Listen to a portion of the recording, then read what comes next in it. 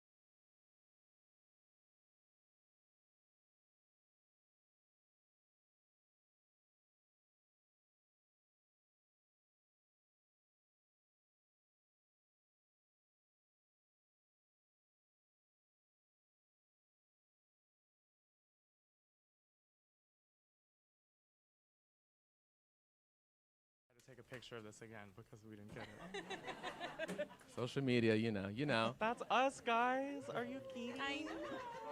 Thank you guys for being such a wonderful audience. We really, really appreciate it. Have a good time? Yes. All right.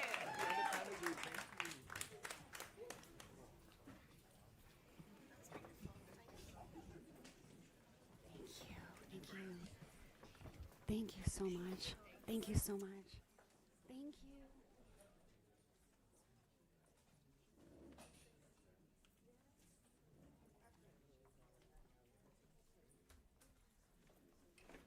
Hey, y'all, keep that round of applause going.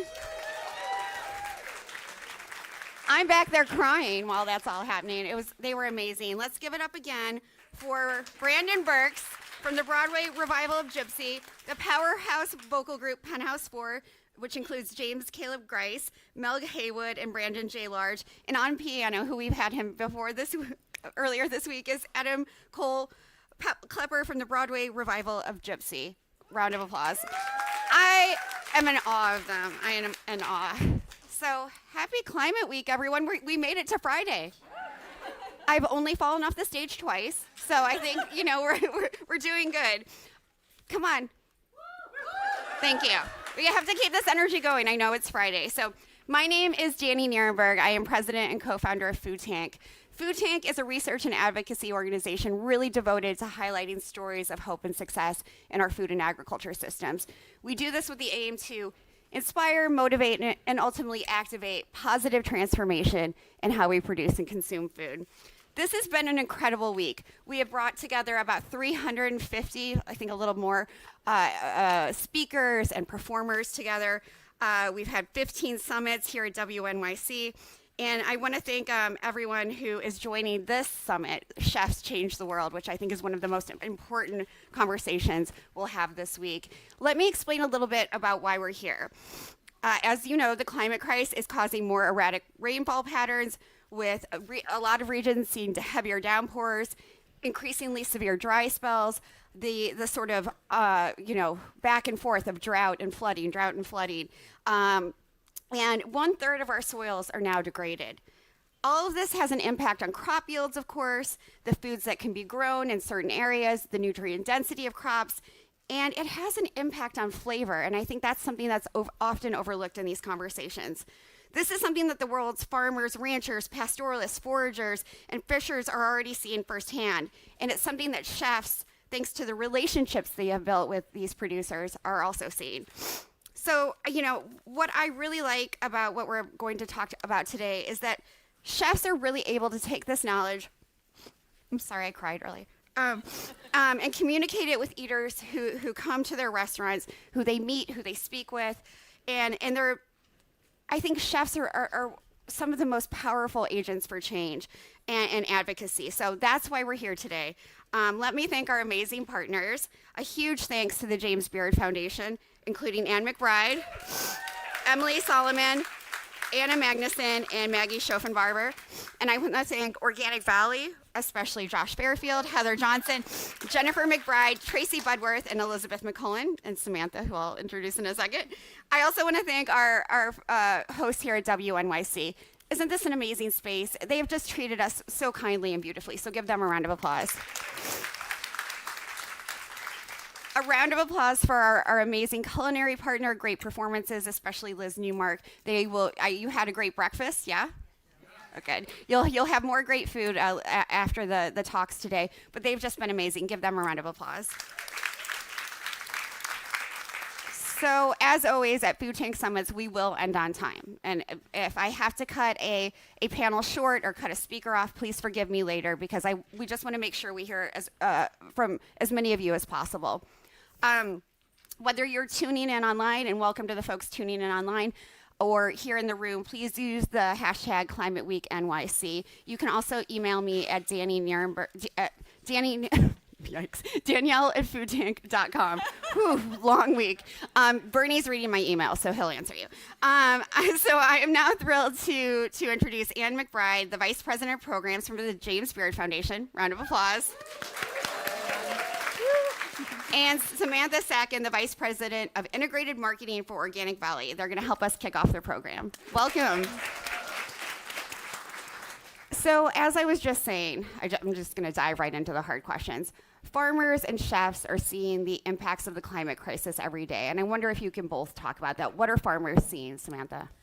Well, first of all, thank you so much. We're so honored to be here. I mean, we think about every single day, how can we produce the most nourishing food that's grown and produced with care knowing that the connection between what we eat and how it's produced is essential for our health and really the health of the planet. And so I'm honored that Organic Valley is owned and by our 1,600 organic family farmers, 2 of which are going to be speaking today, Abbie Corse and Serena Service. So well, I'd love to say that I'd love to speak on their behalf. What I hope they'll say and what I know that they'll say, because I think hearing from the farmers directly is even more important than what we hope to do, is just that they see they have an important, vital role in creating that beginning of that food system and making sure that they're doing it responsibly, with care, with passion. I mean, we believe so strongly in the organic principles because of all the things that it does to ensure that we're thinking about this whole regenerative food system. So I think that's some of the things that they'll say, but we care about this connection deeply and believe that we need to be stewards of the land for the future. Thank you so much. And chefs and farmers, have to work hand in hand, but the climate crisis is making it more difficult for them both. Can you talk about that? Sure, and what we're seeing and why we're engaging chefs it's so important that people understand that chefs are key stakeholders in climate action. And very often people might think of farmers and do think of farmers, not to the extent that they should, frankly, but don't think about that for chefs that much. So for us, it's really important that we position chefs as key spokespeople, whether it's on stage or with lawmakers as well, because lawmakers are used to talking to farmers and hearing from farmers. The chef's voice is still a new one, so when they're getting a meeting, whether it's on the phone or whether it's in person on the Hill, in their district offices, with chefs, it's a whole new narrative, and it really helps them understand why climate action is really essential for the entire food supply chain. And if you love your favorite restaurant, your neighborhood restaurant, you need to care about and fund the kind of programs that help the farmers who supply them stay in business. Absolutely. This is a question for you both. I feel like young farmers and young chefs are really leading the charge on a lot of these issues. Are you seeing that in your work? I'm not saying necessarily any specific age group, which is good. It feels like it's something, the chefs we engage, it's really across the spectrum of experience and time that they've spent doing this. And some of them, might have been working for a long time around local food or organic or sustainable. And now there's a whole new range. We're talking about climate smart agriculture. Right. We're talking about climate resilience, regenerative agriculture, et cetera. So there are still new things for chefs to be learning when it comes to their supply chain. Absolutely. And that's exciting even if you're 3 decades into your chef career. Absolutely. Samantha? Farming has always been difficult. And I have so much admiration for people that get up every single day and say that they're going to help grow our food. And it's even increasingly difficult. We are looking at some statistics that at the rate that we're going, by 2050, all small organic family farms will be gone if we continue this path.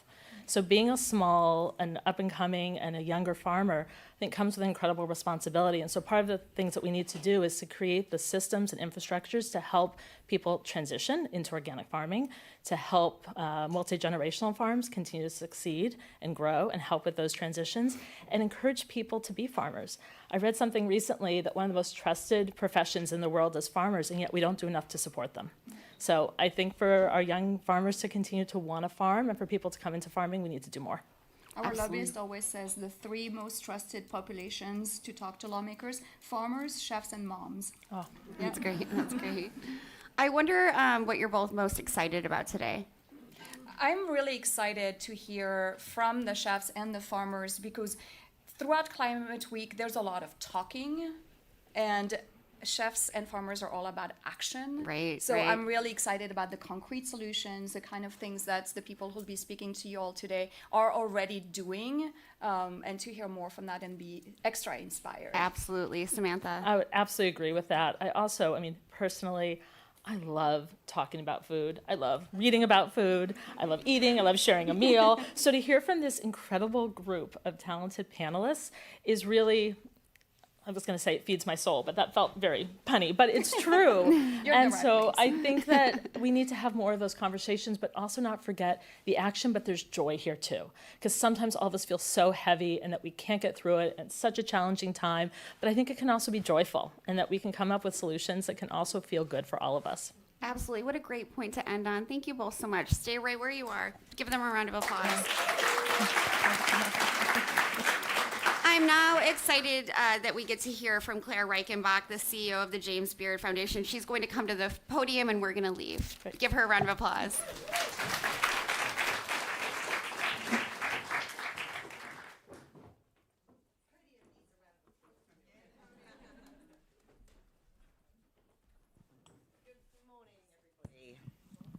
morning. Thank you so much. Look, we love this partnership. It is such a powerful coming together. Food Tank, Organic Valley, and the James Beard Foundation. I just want to thank Danny and Samantha and indeed Anne and the whole impact team here, especially Anna and Emily from my group. So chefs change the world.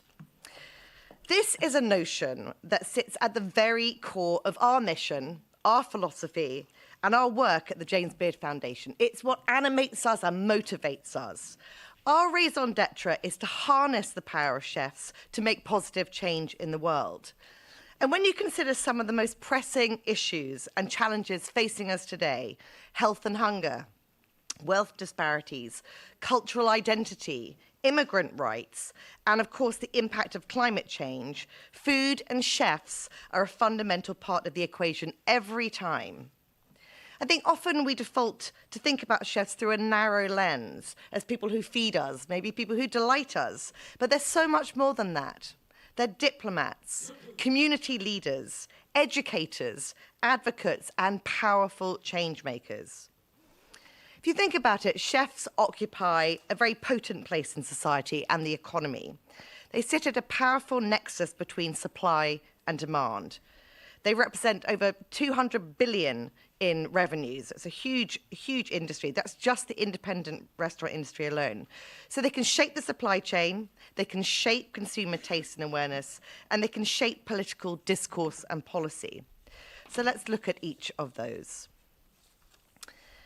The independent restaurant industry represents hundreds of thousands of small businesses that in aggregate have incredible, immense buying power. The choices, the menu choices and product choices that chefs make directly influence the shape of supply, what's been grown, where and how it's been grown, and by whom, and what's been produced. So when chefs commit to sustainably sourced and regenerative ingredients, they can create demand that shifts supply towards sustainable practices. It's basic economics. You know, we know these environmental challenges can feel overwhelming, as Samantha was saying. You know, at times they can feel intractable. But one area where every single one of us has agency is around our food choices. And chefs are so vital in influencing those decisions. And with millions of diners coming through their doors every day, they have the opportunity to shape consumer tastes and trends. They are literally tastemakers. What chefs choose to serve and the narrative and the information they provide helps educate and inspire consumers and shifts consumer awareness and demand. And being exposed to delicious sustainable proteins or non-fashionable cuts of meat or fish or underutilized crops, tasting, delighting in, enjoying them is a far more effective means of changing behavior and adoption than something that is academic or theoretical. It moves it from that to the actual and the personal. And we can see the ripple effect when chefs bring ingredients into the mainstream, whether it's through delicious kelp recipes or innovative rebranding of trash fish to the mass adoption of ancient grains now. It's far more compelling an aspirational source of discovery and adoption. And I've been following some of the program this week, and I was listening to Andrew Zimmern, and he said, you know, sustainability without craveability is a dead end. If you're going to make change, you better make it fucking delicious. And I endorse this message. So chefs can change the supply chain, they can change consumer behavior, and they can drive systemic change at scale through policy. So some of the diners coming through the doors of these restaurants every day are lawmakers, and they increasingly appreciate the influence and reach that chefs have with their constituencies, as well as the very real economic value they represent in their areas. They want to hear from them, and they're interested. And at the same time as this interest and appreciation of lawmakers is rising, so too is the motivation of chefs to get up and speak up. At times through necessity, and they are stepping up as the role of advocates more and more. And a really important dimension that Samantha and Anne just referenced is that chefs are trusted. They're a trusted voice. At a time when trust in corporations, institutions, government, and the media is at a real low, and representatives know this, they can see chefs as an effective instrument and a way to engage voters. So what's the role of the James Beard Foundation in all of this? You know, we've recognized this change-making potential in chefs for a long time. And at the foundation, we've been training chefs and operators to harness their voice, their platform, and their agency through our Chef Bootcamp for Policy and Change. We've been running this program now for over 13 years, and we have over 500 alum from that program alone. And many of the chefs coming through our doors every day also have this advocacy training. So we have a real critical mass of change agents. And in fact, you're going to hear from 3 of our bootcamp alum later today. So we train, we connect, and we mobilize. Look, a lot of emphasis is put on the chefs and restaurants. What can they do to adopt sustainable practices? What can they do to affect this change? But they're also downstream. They're recipients of this, and they're massively impacted by climate change and the challenges thereof. So last year, we launched the James Beard Foundation, Our Climate Solutions for Restaurant Survival campaign. Together with the George Washington Global Food Institute, we undertook original research to provide empirical data on the impact of climate events on restaurants and farmers. We want to make the case in a really dispassionate way. We lay out the numbers and they open the door. And so many of these major climate events are having a devastating impact on the restaurant businesses. And if we do nothing, we are going to see mass closures. Anne referenced this.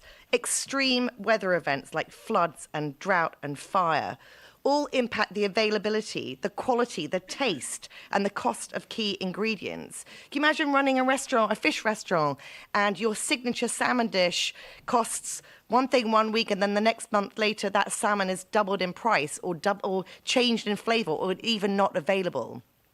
It's really hard to run a restaurant the best of times, but with this unreliability and variability as a result of climate impacts, it's really hard. Equally, day-to-day operations are being disrupted by extreme weather. Temperatures, hot and cold, power outages. Can't serve outside, have to use your AC, if the power goes out, you lose all your food, etc. It's really tough. And just thinking about just within the last 12 months, look at the impact of Hurricane Helene in North Carolina, or the wildfires in LA, or the floods in Texas. These challenges to the restaurant community were immense. And at the same time, it's the restaurant community that rises up in these occasions and looks after the community and feeds the community. So within our campaign, over 2,500 chefs have been involved thus far, lending their voice and energy to push for policies around crop diversification, regenerative farming, sustainable fishing practices, efficient resource use, and more. We've marshaled chefs across the country and connected them to lawmakers that have real skin in the game. We've convened over 80 conversations and roundtables and garnered nearly 1.5 billion media impressions, which speaks to the power of the message and critically to the interest of the messenger. But policy is a long game, and we're here for it. So I'm going to end this with a call to action for everyone here this morning who is involved in climate action. Consider chefs as key stakeholders in this fight. They're allies. They have first-hand experience of the impact and indeed the solutions. And they can engage consumers like none other. The climate change is introducing fruit flies to the stage. So I enjoin you, join the James Beard Foundation's climate campaign. This work is more important than ever. And I truly applaud all the chefs that are changing the world for good. Thank you so much.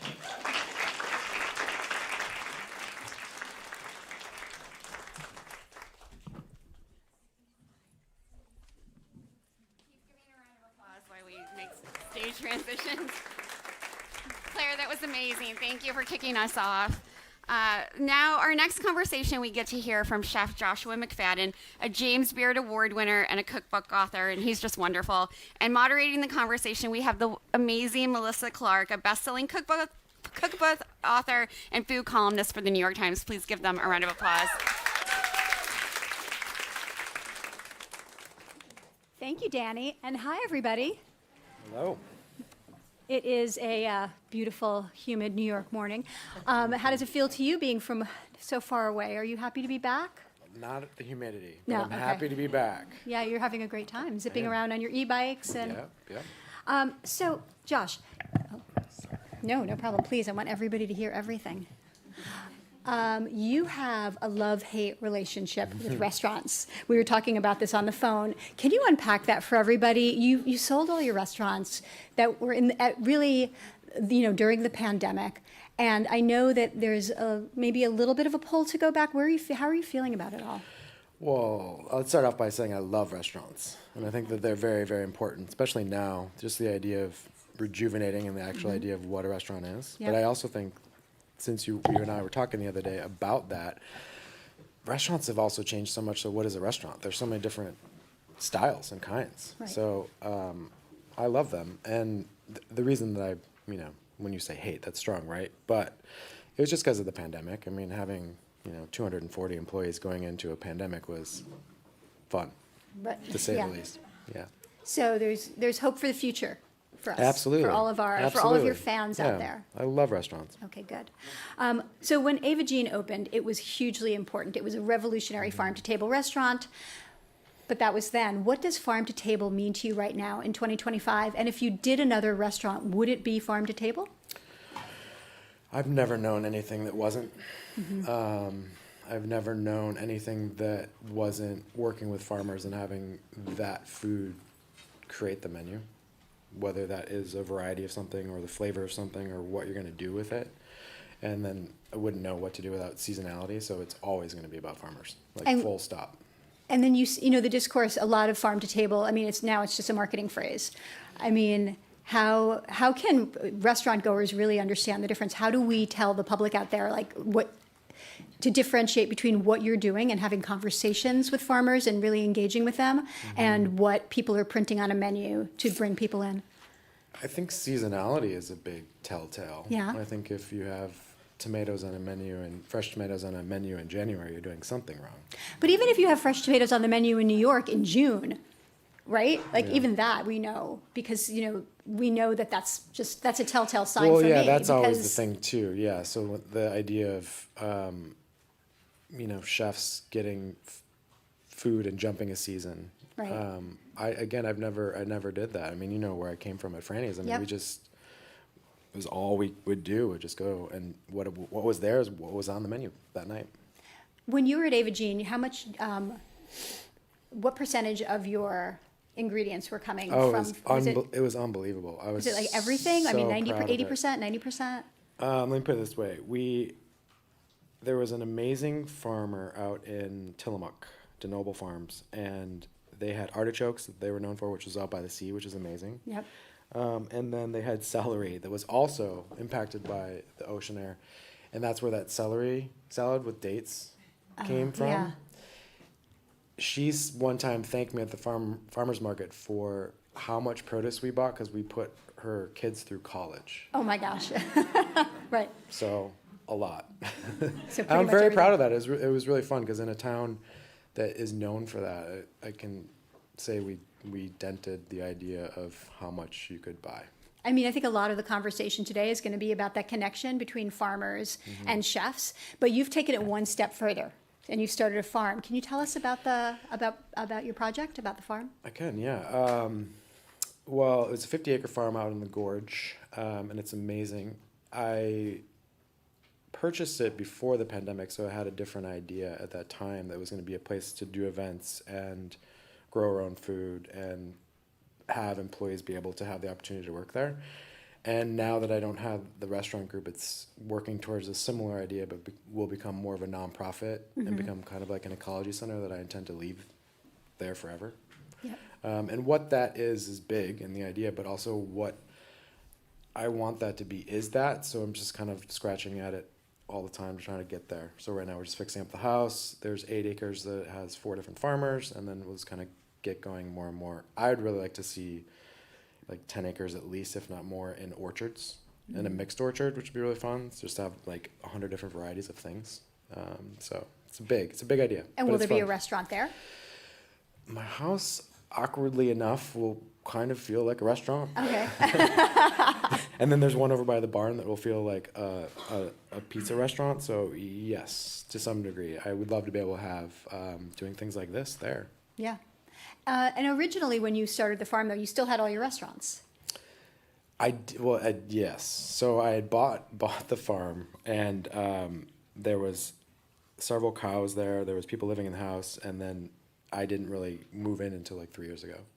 So I had it for 6 years before I moved in. Oh wow! And you were working the land, or you were just trying to get We're just raising getting, money to opening get restaurants. Yep. Okay. And Right. doing all that, and then just kind of getting to that next Right. stage. So really, giving up the restaurants has really given you an opportunity to immerse yourself in farming And writing books. and writing books. Yeah, which you want to talk about. and consulting and doing all kinds of fun things. But it would definitely took that, I think, to kind of slow down a little bit and Yeah. really kind of figure out what's next. How has really immersing yourself on the farm and actually farming changed the way you think about farm to table, or the way you think about actually sourcing for any future restaurant you might have, or just anything that you want to tell the restaurant community at large about it? You know, you're on the other side now. You are the farmer. I don't think it's changed much. I think that I'm so stubborn with the idea. I worked on Four Season Farm in Maine. Right. Several years ago. That changed my life. I remember so many different experiences spending time with farmers, and Elliot in particular. We had this amazing day where we were just he and I taking the tractor down to the coast and getting seaweed to bring back, and it sounds as romantic as it is. I mean, it was. Big piles of But I was able to ask him all these questions, and I asked him, like, what would you do differently knowing what you know now? And he said that I would specialize and I would just be a lettuce farmer. And that meant so much to me. And seeing his program where he had so much stuff, and even what I was doing, like we'd open up on like June 1st, and he was so staunch about having all these things. And then fast forward to Portland, Ayers Creek Farm with Anthony Bertard, and he kind of changed my life because of his variety of beans, his corn, and all these different things. And after those two experiences, it kind of made me realize that I really enjoy farmers that specialize as opposed to bringing the supermarket to the farmer's market. Mm-hmm.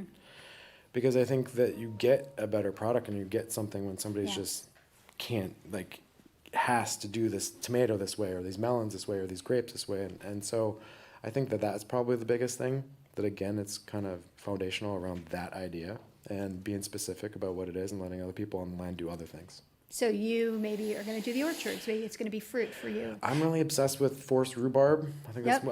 I love this spring. Spring in Oregon is unbelievable. So I would love to be able to also think about what are we doing, whether that's culinary herb starts that we're providing. So like, again, specializing in things that we can offer the community. And then kind of taking the summer off and working on the orchards and then ramping back up in a you-pick idea where you can bring people out and they engage in the farm. So you can come out and like, yes to a pizza, yes to the wine, yes to the salad, and be able to do those things.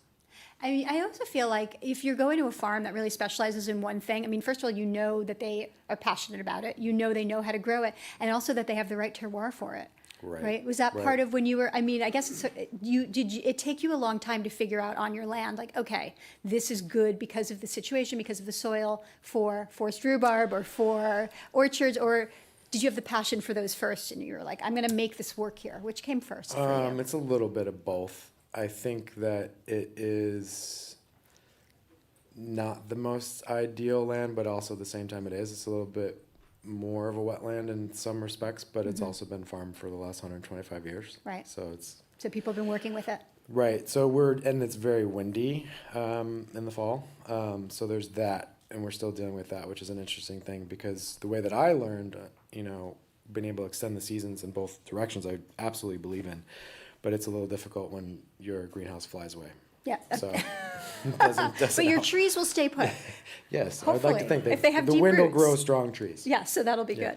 good. So obviously you've been talking about this for the last few minutes and for your whole career, but you've built your cooking philosophy around seasonality and ingredient-driven cooking.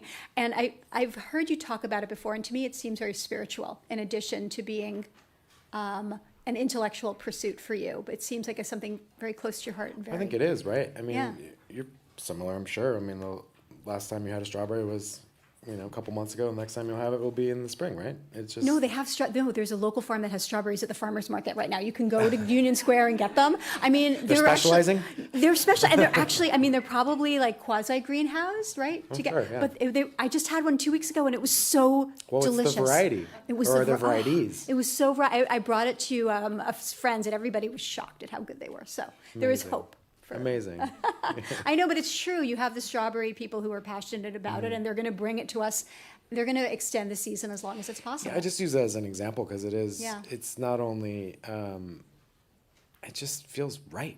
Yeah. Like getting ready to eat apples, and really excited about my new book that's coming out with this. There's a squash recipe with sausage and sage that's coming up, and I know how good it is, but I haven't had it since last year, so I'm really excited just the way that smells and the way you're wearing sweaters and there's fires going, and it's like it is romantic, it is spiritual, it is the way we should be living. It does. It feeds our souls. So let's talk about your cookbook, because you were saying when we talked on the phone, you were saying that they feel more important to you than ever. And I want to talk about the way that you connect with people through words rather than through a restaurant, which is very visceral, right? You're serving them food. It's a physical thing. And this is a really different way of connecting to an audience. I think that they feel more important than ever in the same way there's just so much content, so much noise, and so much chaos that in the same way that you can look at vinyl records or even tapes are selling more now than ever. That to me says that books still matter. And I was reading something the other day that was saying, I think it was an interview, but they were talking about how when you write a book, it goes through so many different channels before it goes out in the world. Yeah. So it should be working. Hopefully, that's the idea, right? Well, but I mean, I think that's important in itself. So when you have all this content that's being created, it's for content most often, which is great because it's still getting people to cook and think about cooking. But having a book that has gone through all those stages, like, of course, they'll be in like a week, they'll be like, what's the temperature for this? So, like, something will always happen, right? But it goes through those channels that it works. So when you hand it off, like, I like to believe that I'm helping to teach people as opposed to tell people how to cook. So they're learning something from that to continue going to the next season with a different thing. Feels important. Well, I mean, it's hugely important because you're also reaching so much of a wider audience. There's only so many people you can reach by cooking for them. Right. But by writing words, you're really affecting a lot of people. And you were telling me anecdotes that people will come up to you and say, oh, I've made, your kale pasta recipe, and I make it for my kid. And I mean, that must just be so gratifying. That one's huge, yeah. That's been the most that kids love kale pasta somehow. Turns out kids love kale pasta. I get these photos with just green faces. But also, I think one of my favorites was I got a handwritten card one time that I saved somebody's marriage because they cooked with the book through the seasons and gardened at the same time. So I'm just like, I mean, that's incredible. Yeah, well, because worked. it doesn't always work, but it works when you feel it, like you're passionate about it, and you're able to write a book that inspires, millions of people. And so let's talk about your new book. You have a new book coming out, which is very exciting. Tuesday, everybody, new book on Tuesday. So tell us really about wild. that. Thank you. It's about pasta. It's again the 6-season philosophy, but it's dried pasta. So all dried pasta, no fresh pasta. Okay. Which is amazing because you can sub it out for gluten-free pasta, which is very, very cool. Yep. And pasta's always just been something that I've been very, very passionate about in Italian food, as you know, and I just didn't really see that out there. And I think the idea that people think cooking pasta is very simple is not true. And kind of wanted to give people some tools to be able to make it better and learn how to do that because it's amazing. Pasta's everyone's favorite food. If the kale pasta reached one kid, think of how many kids you're going to reach with a whole book of. Right. But it's still the 6-season philosophy. Talk about the 6-season philosophy. How did you land on that as the original book was just the 6 seasons cookbook, right? Right. And how did you land on that as? Well, it was always something that I was really interested in, and even when I was working here in New York 20 years ago, would go up to Kitchen Arts and Letters, ask for a book that was like, was there anything that is seasonal that's predicting, so I'm knowing what's happening, even though I kind of had an idea. And he laughed and was like, no. And he's like, we can give you the New Jersey Farmer's Almanac for next year. And I was like, okay. So I, many years later, had the opportunity to write a book because of Ava Jeans. Didn't want to write a book that was restaurant related. Wanted to do something that I felt would like teach people. I think it's important. There's still an idea that people are tomatoes in January. And so also working on Four Season Farm, it kind of gave me that idea that I was like seeing things that were a little bit different that I knew were available to me at the farmer's market or from farmers. And then it really, honestly, it was really the idea of just making people aware that there is seasons. So calling it out with that idea of like, wait, there's only 4. I feel like okay, you're great. taking Four Seasons Farm and doing them 2 better. Don't tell Elle and Barbara that.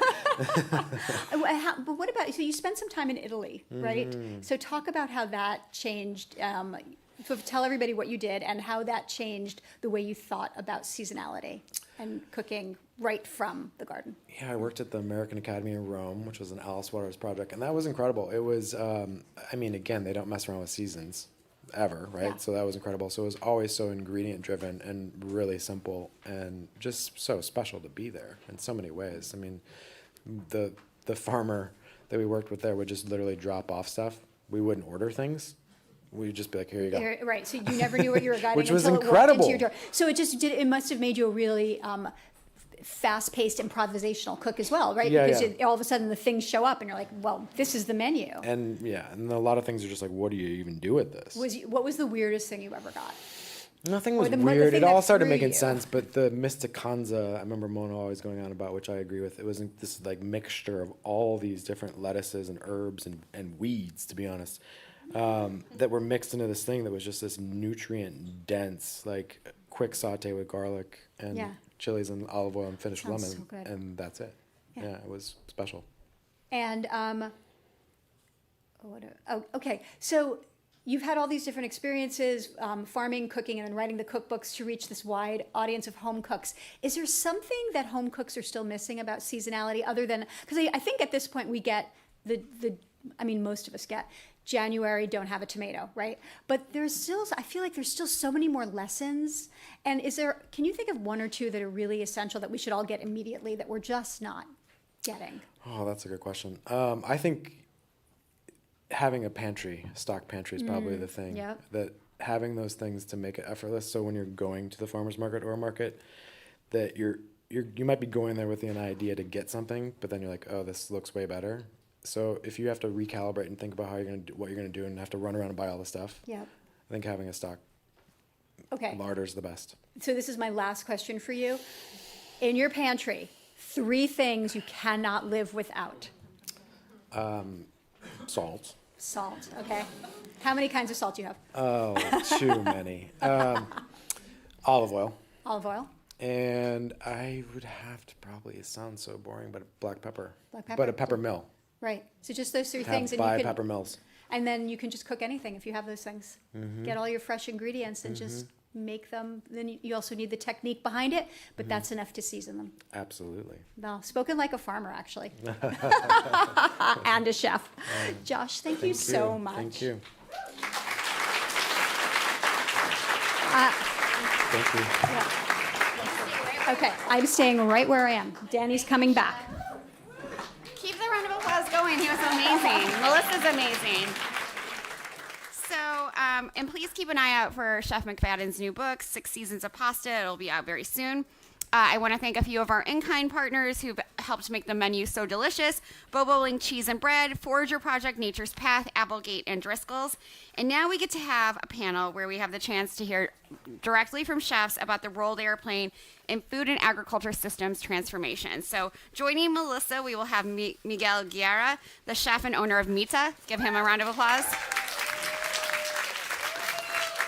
Geoffrey Kie is a chef and filmmaker behind Kie's Pies.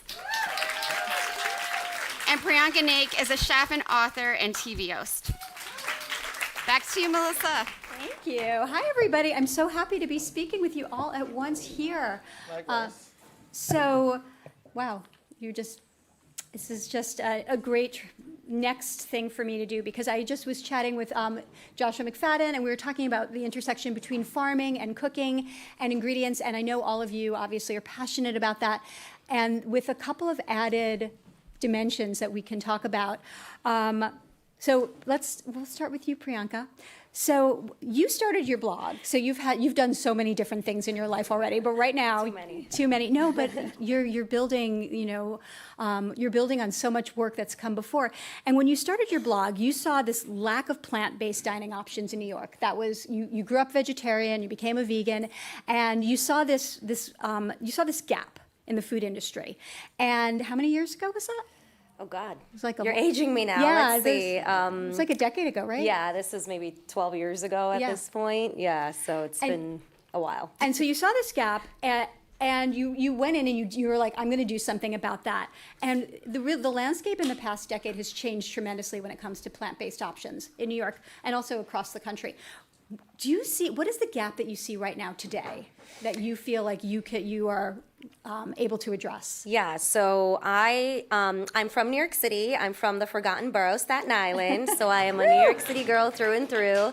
And shockingly, even growing up here and having the privilege to eat out a lot and have a family and parents who love food and want to eat a different type of cuisine every day, it was always so difficult going out because when we told them we're vegetarian, they're like, oh, well, we have the side dishes or a salad and we're Indian, and we were like, what? We've never eaten like lettuce for a meal. Like, who wants to eat a salad? It was just not part of our culture. So that's what inspired chefpriyanka.com, which is what Melissa is referring to. And I just felt that people here needed to learn and understand how to make vegetables the star of the show versus an afterthought or a side dish.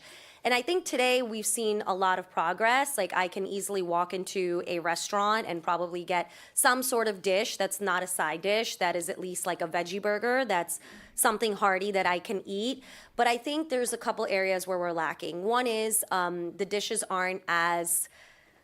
they're not as good as they can be. And many a times when I go to restaurants, it's like, okay, well, here's, a Beyond Burger or an Impossible Burger as like the vegan or vegetarian option. And while that's great and provides some sort of inclusivity, that's not something that I necessarily want to eat because I tend to eat more whole plants, fruits, and vegetables, and less processed foods. The other thing is it can be very limiting because I don't necessarily want to eat something that mimics meat because I grew up vegetarian. So I still think there could be more creativity.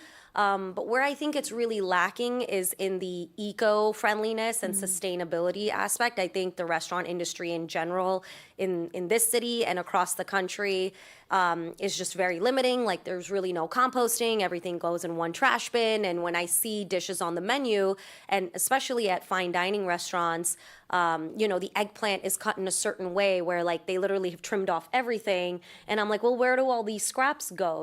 Like, why aren't they serving me the whole eggplant or the top of the eggplant or the bottom of the eggplant? So I think there's a lot of gap and limitation in how much of the produce and the ingredients are actually being used, and then creating dishes that are enticing and hearty and will actually draw in maybe an omnivore or carnivore to order the vegan or vegetarian dish. I think that that's an important point about sustainability and restaurants that maybe they're not focused necessarily on plant-based cooking. They're not, but they want to have a dish, right? And they're definitely not thinking about sustainability in that moment. They think, okay, well, I've already covered that. Like, somehow that's conflated.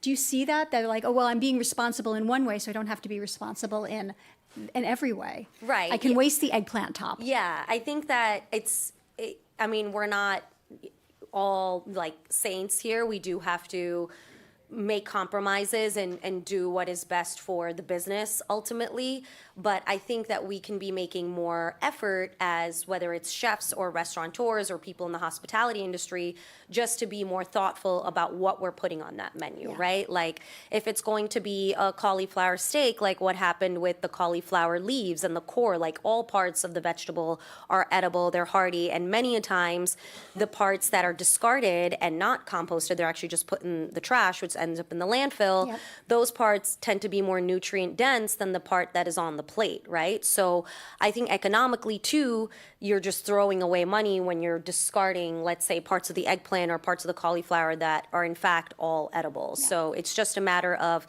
being a bit more thoughtful and creative about how to include all of those items on your menu. So you've been talking about being conscious of this. And so, Miguel, I want to talk to you about the idea of being very conscious in your cuisine? Because you've spoken a lot about that at Mita. So how do you write a menu that speaks to being conscious? How do you write a menu that connects to people and shows them that you're thinking about all of the things that Priyanka just talked about? Because I know you are at Mita. That's food waste and sustainability is huge for you. So. Yeah, so I know from the whole standpoint of like creating a concept that was solely plant-based for us, and coming from a fine dining background, that's kind of hard because all these things that you have to make specific cuts and making sure everything is perfect. And what do I do with everything else? Right? You throw it away.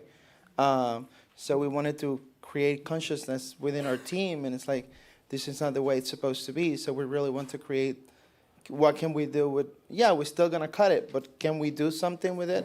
Can we make a puree out of it? Can we still put it on the plate in a different way, in a different manner? Can we dehydrate it? Can we make it into a cocktail? So that's kind of where we go. I mean, we work a lot with our bartender, and we create cocktails that might have the same ingredients that we have on our menu. Yep. So we kind of find a second life for that ingredient, or that piece of the ingredient. You just, when you were started to talk about it, you mentioned your team. So you get your team to be conscious of it. How important is it to have everybody who works with you on the same page about this? And is this, or do they come to you because they already are feeling like they're with you? They walk in the door and they're like, okay, chef, I have the same philosophy, or do you have to train them? Well, I or would both? say 90% of the people are not conscious about it. Okay. So this you is really have to go and say, because the industry doesn't work that way. So the industry works the other way. We peel an onion, we throw everything away, we make a brunoise, and then everything else is trash, Yep. right? You might put it in a stock, but then not everybody does it. So if you don't need it, you don't do it. So you're that's kind of really- where you really have to train your team and make them conscious. It's like, there's another way we can do it, and we can be more friendly to the whole system, right? Exactly. Geoffrey, so Indigenous foodways are deeply tied to land stewardship and sustainability. And what can we learn about Indigenous permaculture? And first, define permaculture for us, because I had to look it up. And also, I'm not sure how it differs from regenerative agriculture. That's a big question. Should I break that down? No.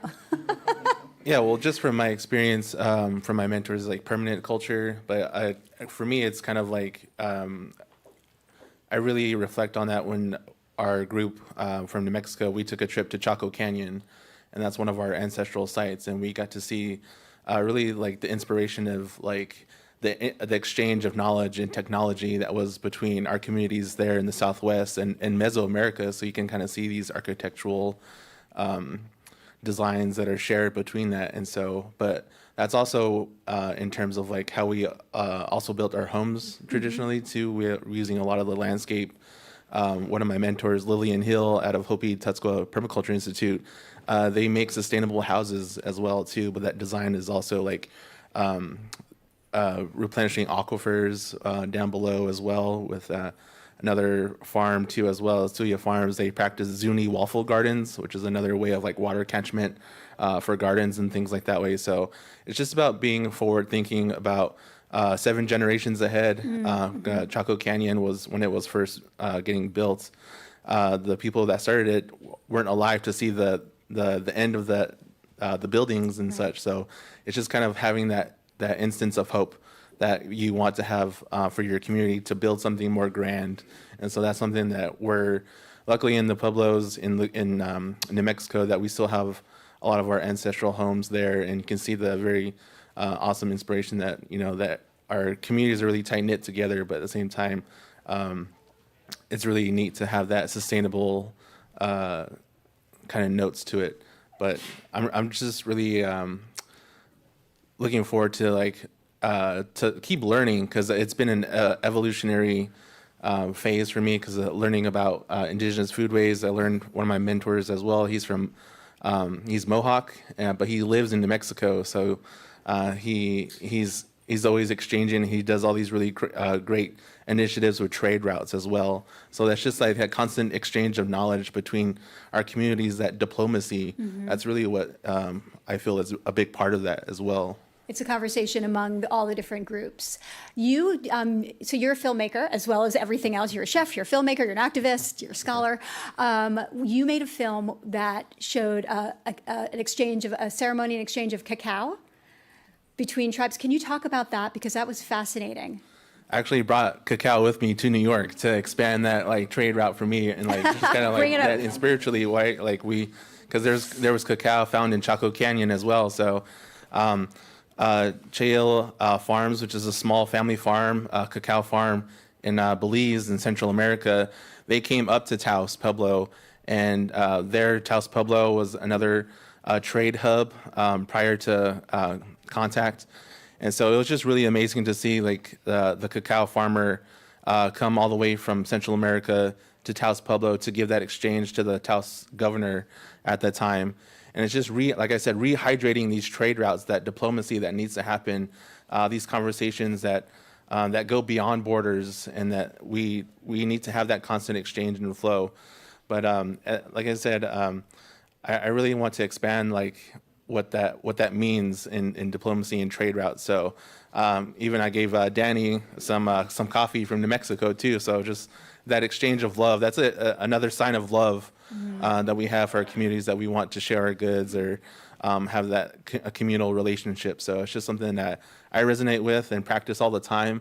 And at the same time too, I'm here with a youth delegation from New Mexico, and we met so many other relatives that we heard about their struggles in Climate Week, but at the same time, we're exchanging information, giving stickers out, and making new relatives. So it's just that constant flow of activity and communication that is central to breaking down stigmas, breaking down miscommunications, and it's just something that if we practice it, and, it's kind of like a constant spiral. There's no limit to what can be accomplished, in my opinion. Yeah. Okay, now, but tell us how pizza fits into all of this. Yeah, so when I was a line cook, I that's how I got my pizza badges, right? But I took all that knowledge, and now I really, in kind of like civic engagement, before I even did my first sale or service, I took like 8 pizzas to the first responders in my community on the reservation. I was like, "You want some free pizza?" They're like, "Are you for real?" So I was like, "Yeah, you guys take it up." So they're like, "Yeah." So, and then the next one I did for the nurses at our elderly care center, and they just couldn't believe it. And I was like, "Well," and so that's just something I'm always going to put my community first, and so that's just something I want to continue doing. So if you're down to help me, I could use a really big food truck to house my pizza ovens. And my next kind of move into that too, because we live 50 miles away from this Albuquerque, or the closest city, I really kind of also want to convert my little pizza wagon that I got right now into a little mini market that houses a lot of indigenous made goods and producers, added value goods, and to really localize our market and to bring those kind of expand what traditional economies look like, and to show that our communities are seen, like their resources, I see them, and to show that I'm going to care about their food system, their food access, no matter what. So I also would encourage tribal leaders to really listen to grassroots organizations, community leaders, to listen to their food needs right now, and expand our seed library, our heirloom seeds, our traditional seeds, our ancestral foods. And so I'm just really hoping that our tribal leadership, state governments, federal representatives, that you give the opportunity to indigenous communities. We can share a lot with the world. So I'm going to take the idea of community that you were just talking about, because of course feeding people pizza is an amazing way to create community and sustain a community, right? So Priyanka, you were on the Food Council of City Harvest since 2023.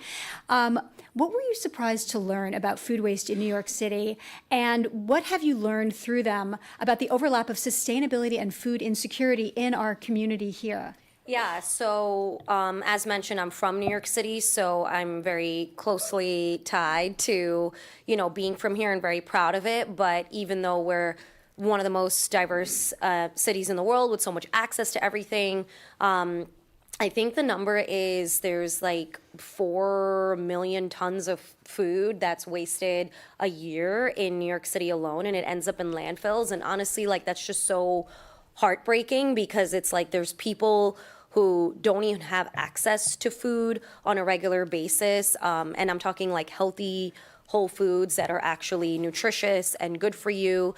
And I as a self-taught chef, have been doing pop-ups and events for many, many years across the world and domestically.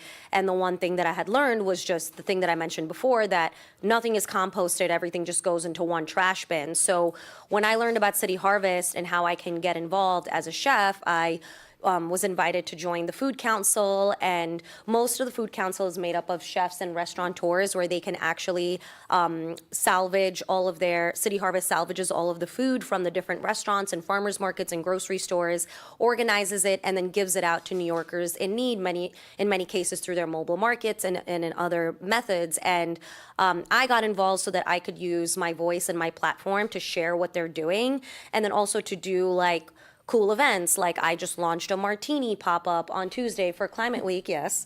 And like the proceeds. Climate-friendly martinis. Yes, it's a Mirchi martini, so it's a spicy martini, but the proceeds of the martini go back to City Harvest. So I think for me, it was just important as someone who really, really cares about not only cooking and eating good plant-based food, but also being as eco-friendly as possible. Like this was the way I could get involved with my community and helping salvage food from around the city and give it to people who actually need it. And I believe 70% of what they provide to New Yorkers in need is produce. So just on Tuesday, I led a repacking event where we repacked pears that were gonna go to waste, and we repacked them into these little sacks, and they're now gonna be given out to people in need. And many a times they'll provide recipe cards with them, or chefs like myself will teach them, these communities, like, here's how you can use the pears, so they're not just like rotting on their shelves, right? So I think it's really important for us as individuals to try to give back as much as possible and in the most positive way, rather than just directing people to fast food and things like that. Okay, I have one last question, and it's for Miguel. You work really closely with farmers and your producers, and I'm wondering, what have you been hearing this year that's maybe a little bit louder than in years past, about what they need for you as a chef? Like, what are they hoping you can? What are the ways you can help them? And as a change maker, what are the things that they can't do on their own that you are really well placed to do? And I mean, I know you just did the boot camp with the Beard Foundation, and so what are some of the ways that you're going to use that to really help these farmer partners to? And what do they need help in, and how are you going to help them, I guess is what I want to say. Long story short, Yeah. I mean, boot camp was a eye-opening experience, obviously. And then we were at a Glenwood, which is a farm, and then hearing from actual farmers and people training there, and like, what do they need, right? Obviously they have resources, but they're working with local farmers. You get to know how difficult it is. I mean, us as a restaurateur and as a chef, it's a hard work. But then farmers, it's also really hard, right? To be able to get transportation, it's not just grow a pepper and bring it to your restaurant. It's just like everything they need to do to be able to bring you that pepper. And then us as a restaurant, sometimes it's hard to even support them because, the delivery times and it's more expensive or whatever. And then we just forget about them, right? It's just like we need to make the effort to support them, because then obviously you help your local economy, local community, and then obviously you're giving people the right product, which is whole foods and things that are not full of chemicals and preservatives. So that's kind of where we, as a restaurant, we really want to focus on, and then obviously expand on that, because it's not what everybody really does, and you might put something on the menu that says local, whatever, just to make it fun and make it attractive, but it's not really why you should do it. You should do it because you need to support your local community. And on that note, I would like to thank all of you so much, and thank Food Tank and Danny for having us. Thank you so much. What a great panel. Keep the round of applause going. You know the rules. Thank you all. Thank you all so much. Thanks, Melissa. Thank you. Thank you so much. Thanks for coming.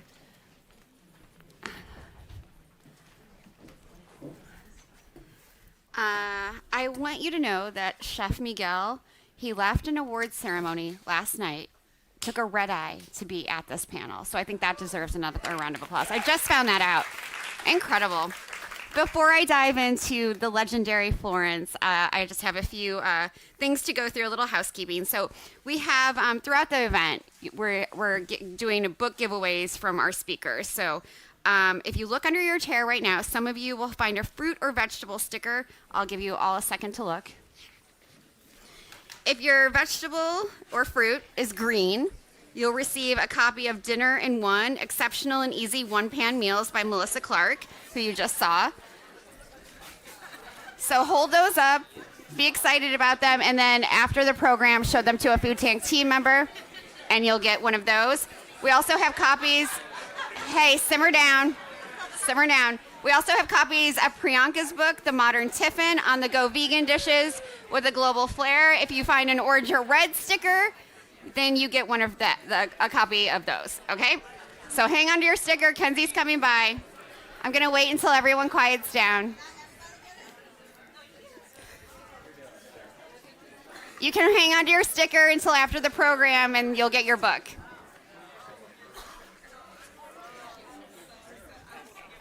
All right, everyone, we're going to go ahead and get started. I need to thank a few of our in-kind partners, Wawona Frozen Foods, the American Frozen Food Institute, Kiss the Ground, and Buena Vita Specialty Coffee, and Organic Valley. Give all of them a round of applause, please.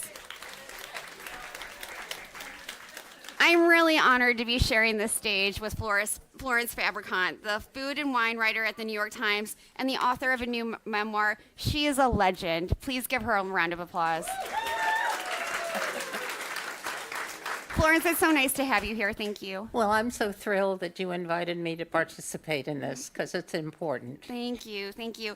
When we were last talking, you were telling me about the beginning of your career at the East Hampton Star in the 1970s. Can you tell us a little bit about that? Well, I mean, I don't want to brag, but I would say Please brag. 1972, I was talking, didn't define it that way at the time, but I was talking farm to table.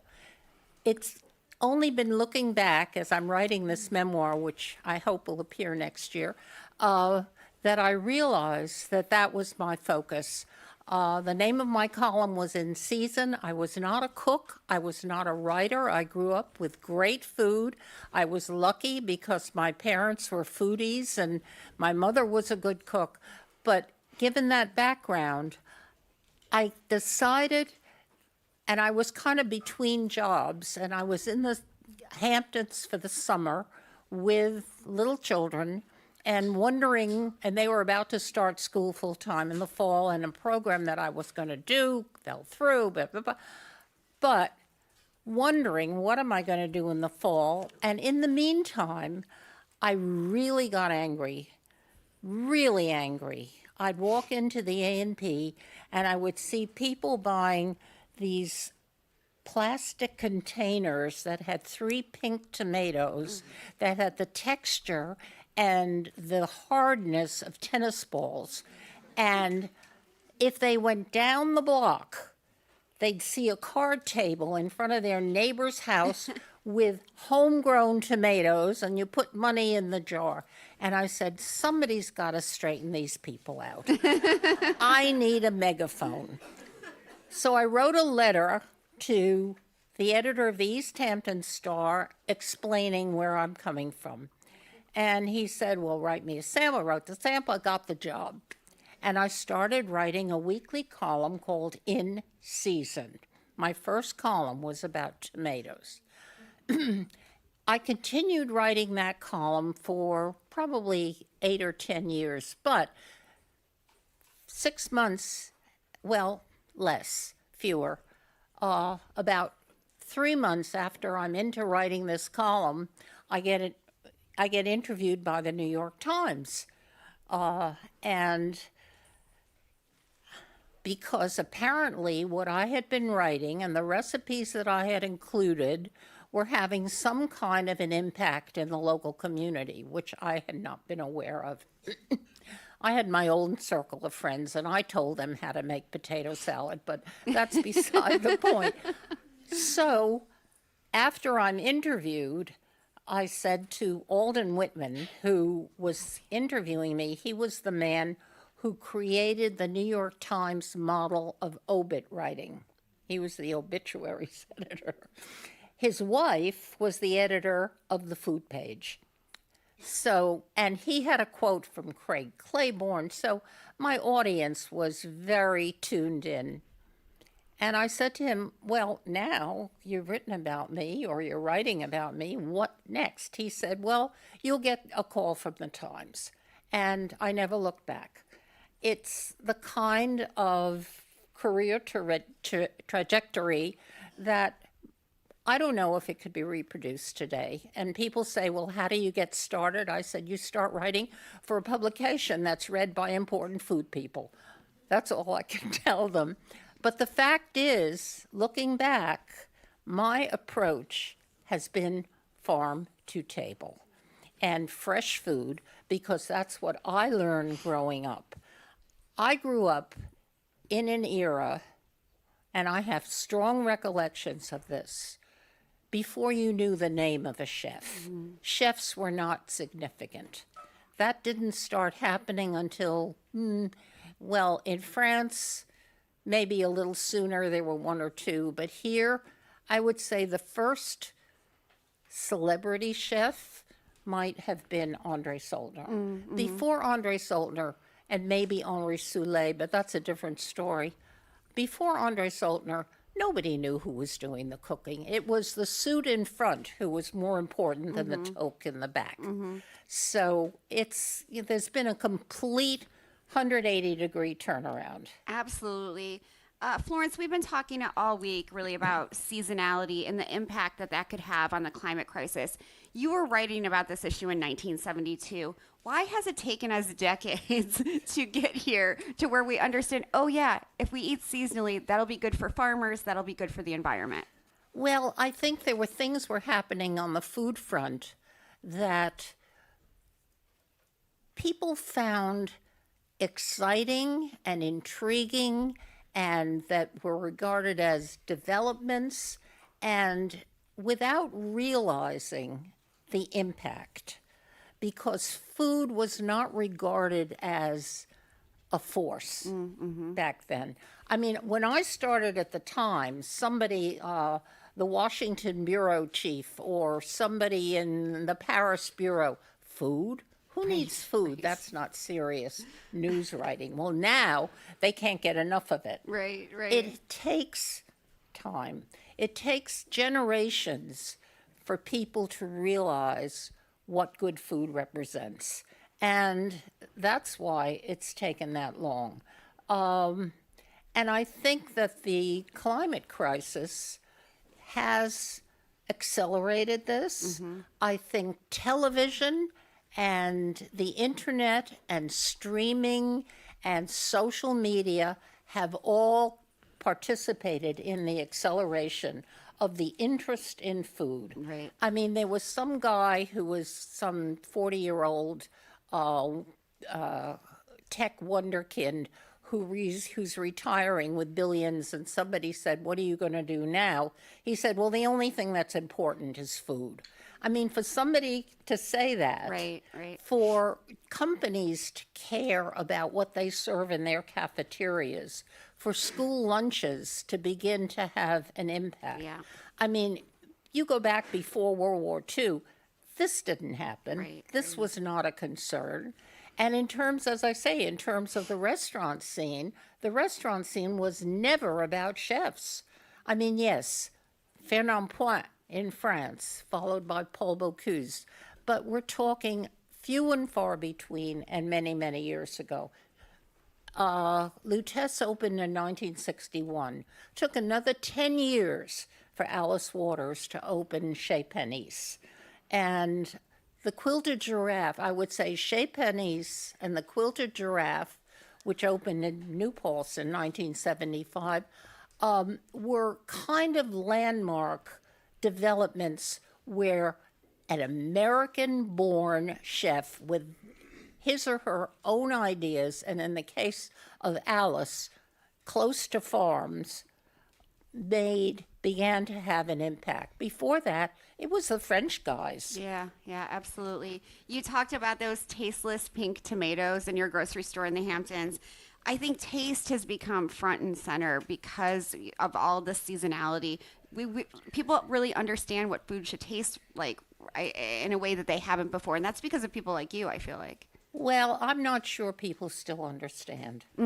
I really don't. I'm not sure of that, because if what they think is exciting, as long as you melt enough cheese on top, what are we talking about? Or put enough breading and fry it. That's what gets people excited.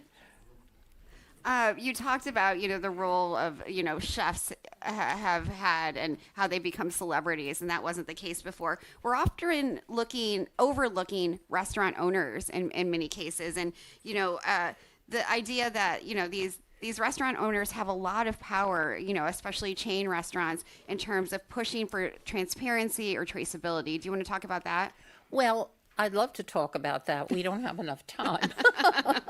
But the fact is, when you're talking about the chain restaurants, I would put that apart. I would say if you're talking about the impact of chefs on the food world across the planet, I'm seeing, and it's genuinely trickled down, effects of the high end and the high end chef philosophy reaching little by little the fast food world, because people are becoming more aware.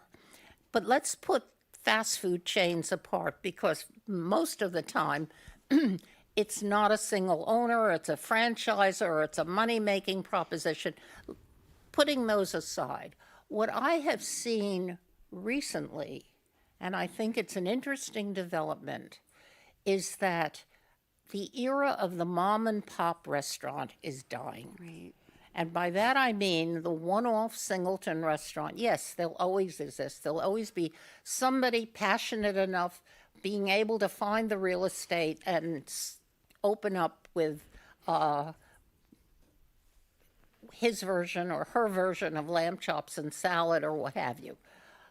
But by and large, more and more restaurants are under the ownership of one or more partners and run as a group.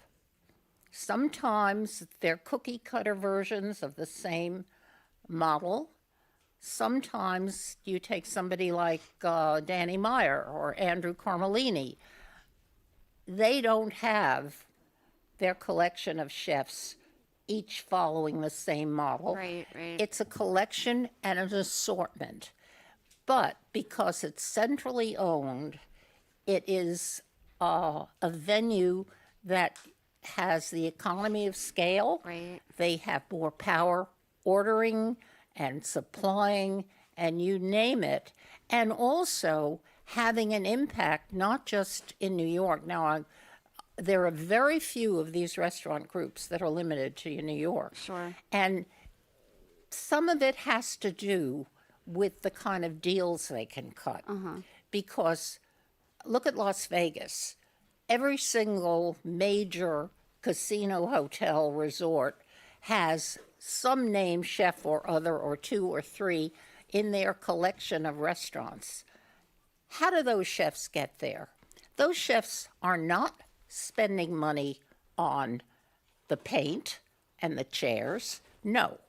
They are brought in to bring cachet to the property, and in so doing, the owner of the casino, hotel, resort, what have you, will pay for everything, as long as your Wolfgang Puck or your Jean-Georges or whoever, or Guy Fieri, could slap their name on the marquee.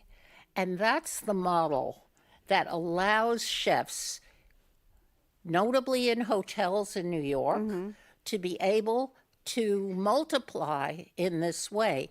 And the interesting thing is, when construction is happening now, the chef and the restaurant is not an afterthought. You take Daniel Boulud's Steakhouse. Now, here is a restaurant where the ground floor has an open fire kitchen. Do you know what it takes if you take any storefront on Varick Street and you want to open that's established, and you want to open an open fire kitchen, do you know what it would take to run the venting that the city requires? So many chefs can't even get gas, have to use induction and manipulate somehow because of the venting issues running up 20, 30, 40 stories. But what happened with S.L. Green, who wanted Danielle in their new office tower, they built in the venting during the construction. Yeah.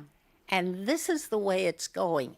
The chefs and restaurateurs, because Daniel Boulud is both, have become so significant in terms of the success of a real estate property.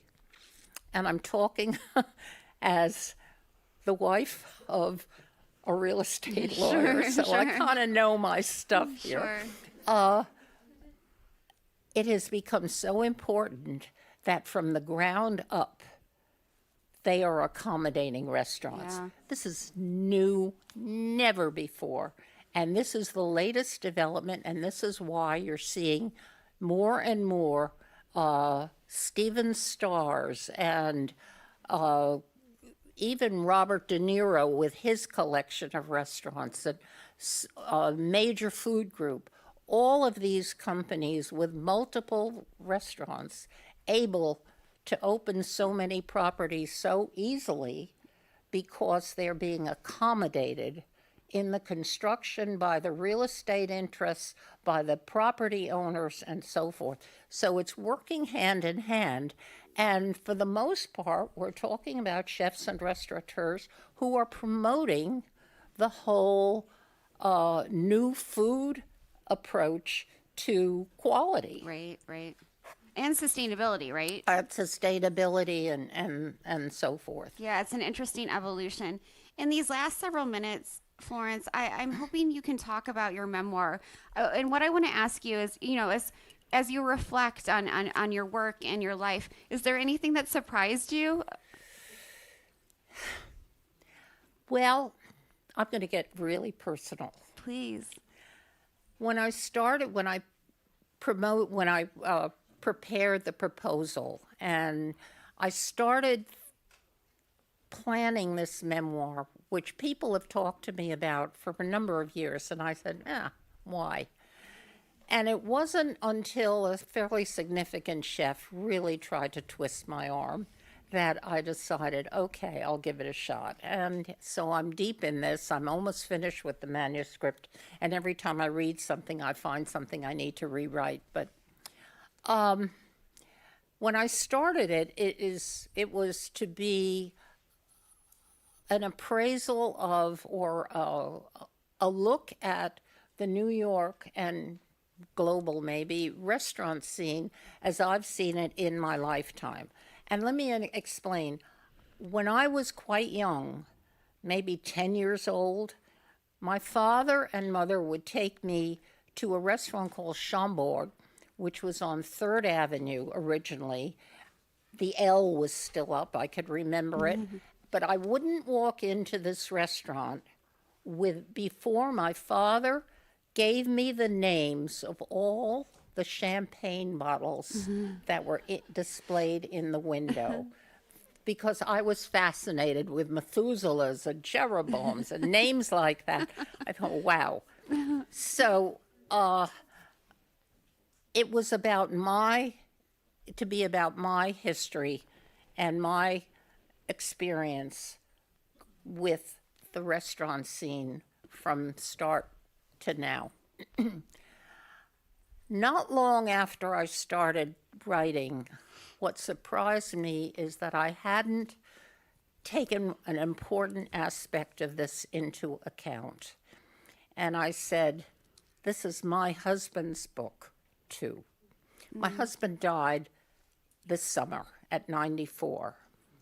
But I was really lucky because we had a very successful marriage, and I was married to somebody during the whole feminist era who supported my career, who was not threatened by my success, who loved participating in what I was doing. And I realized the importance of his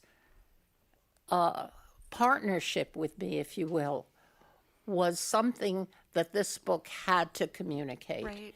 And that really surprised me. That's really wonderful. Yeah, and it's still not having him is still something that I miss him terribly. But what can you do? No, I know, and he lived a very long life, but I know he's proud of you, and that's amazing. Thank you for sharing that with all of us. Florence, I have admired you all of my adult life. I want to thank you for paving the way for so many of us who care about food and agriculture, who care about restaurants, who care about chefs, who care about farmers. So thank you for doing this work and paving that way for us. Can I make one Of other course. point? 36 seconds. I think to myself, if I were just starting out now and threw my recipes on TikTok or what have you, how many followers would I have? And I've never promoted myself on social.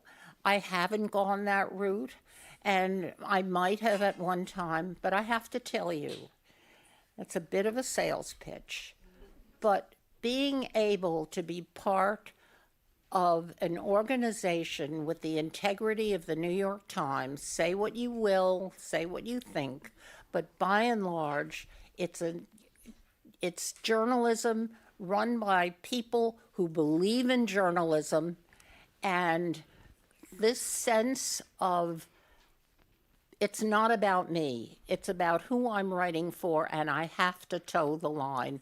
And I always think about that, and I'm proud of it. You should be proud of it. Please give Florence a round of applause. Thank you so much. You are wonderful. Thank you. Thank you, everybody. Keep the round of applause going. Thank you, Florence. Thank you so much.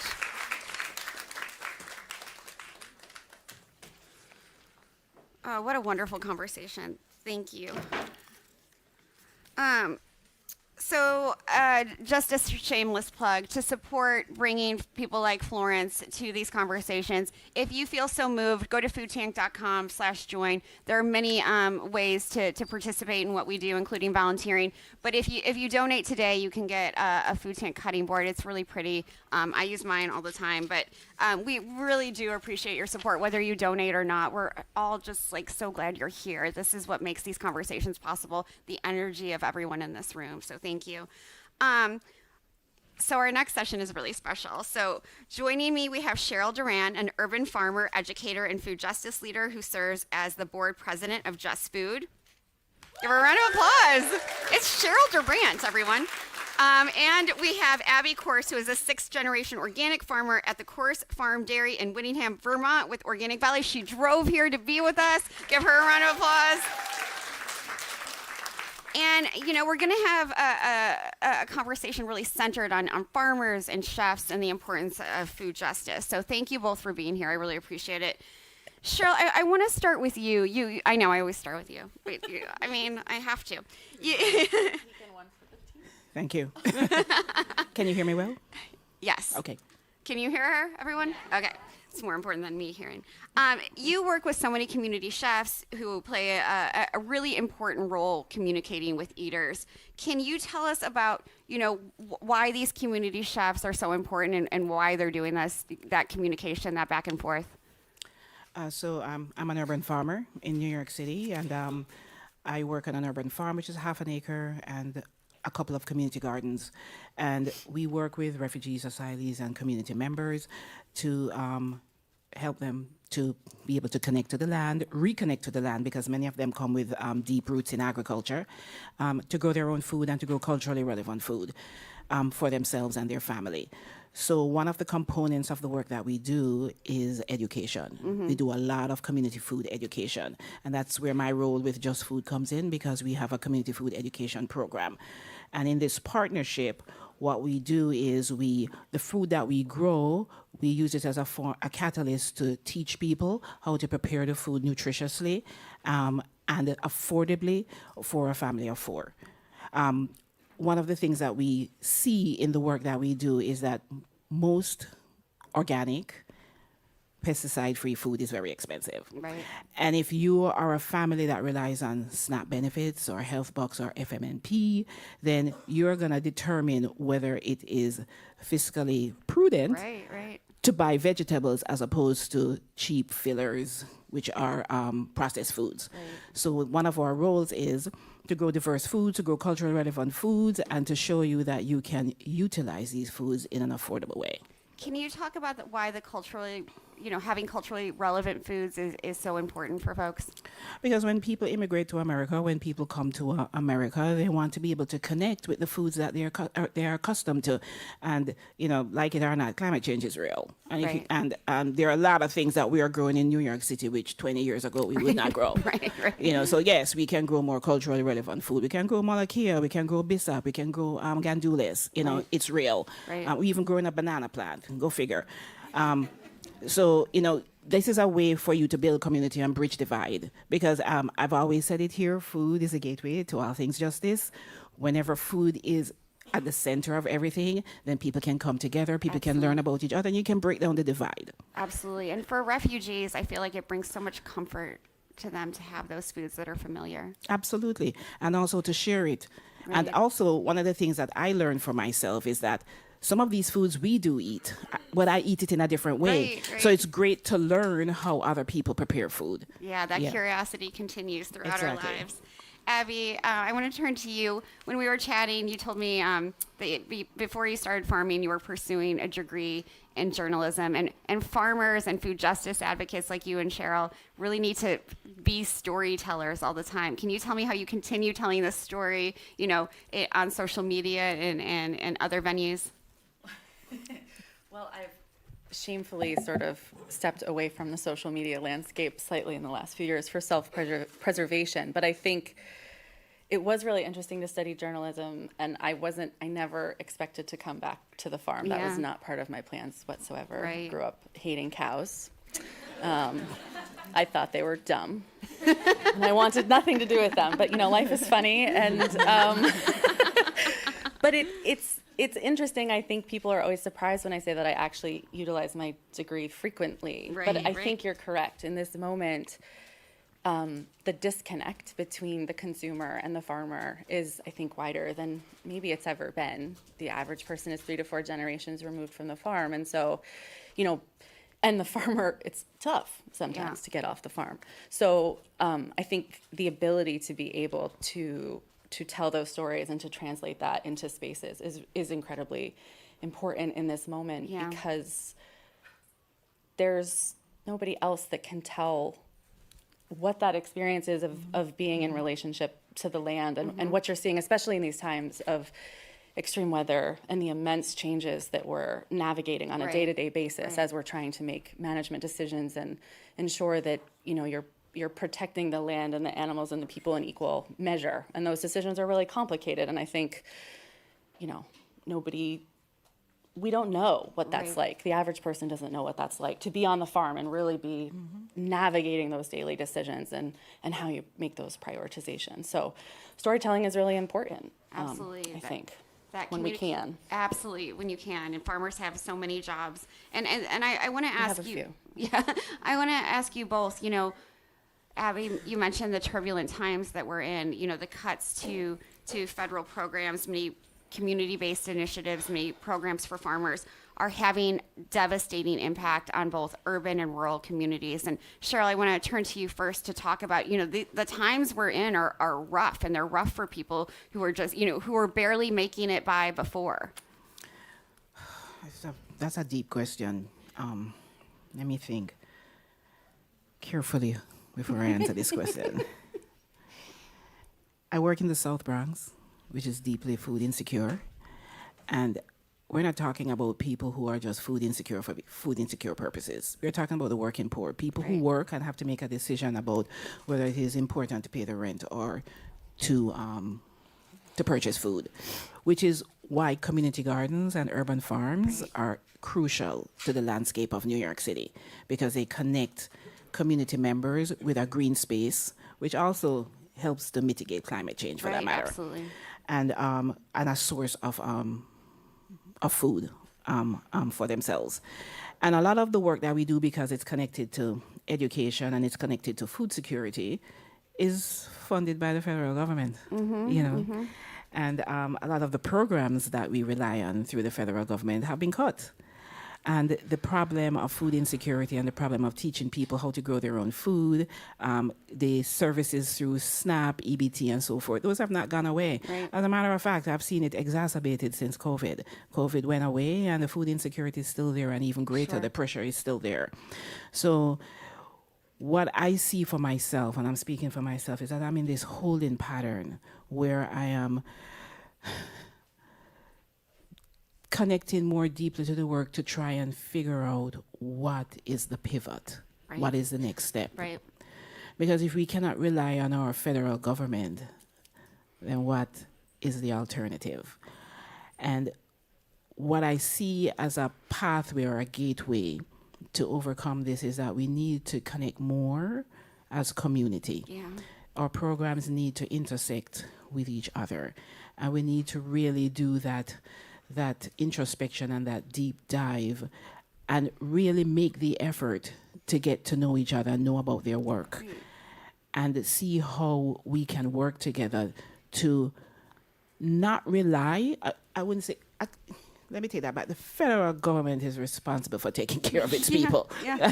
We pay taxes. We pay taxes. So yeah, I'm not letting them off the hook. But I feel that this is a moment for us to connect more as community, you know, to really learn more about each other, to really interact and intersect more with each other so that our programs can thrive and sustain, because from where I'm sitting, we're in deep trouble. Yep, we are in deep trouble. Thank you. I don't want to clap for deep trouble, but I do want to clap for making sure that we connect to one another, that we create community wherever we can. Thank you, Sheryll. Clap for that. Thank you. Sorry, I'm bossy today. Abbie, I want to turn to you. You know, farmers and farms all over the country were suffering before January, but now we're deeply in a farm crisis. And I wonder what your thoughts are about, you know, the USDA programs that have been cut, you know, and other services that farmers are really lacking right now. It's not the best. What a mess. I just think it's tragic.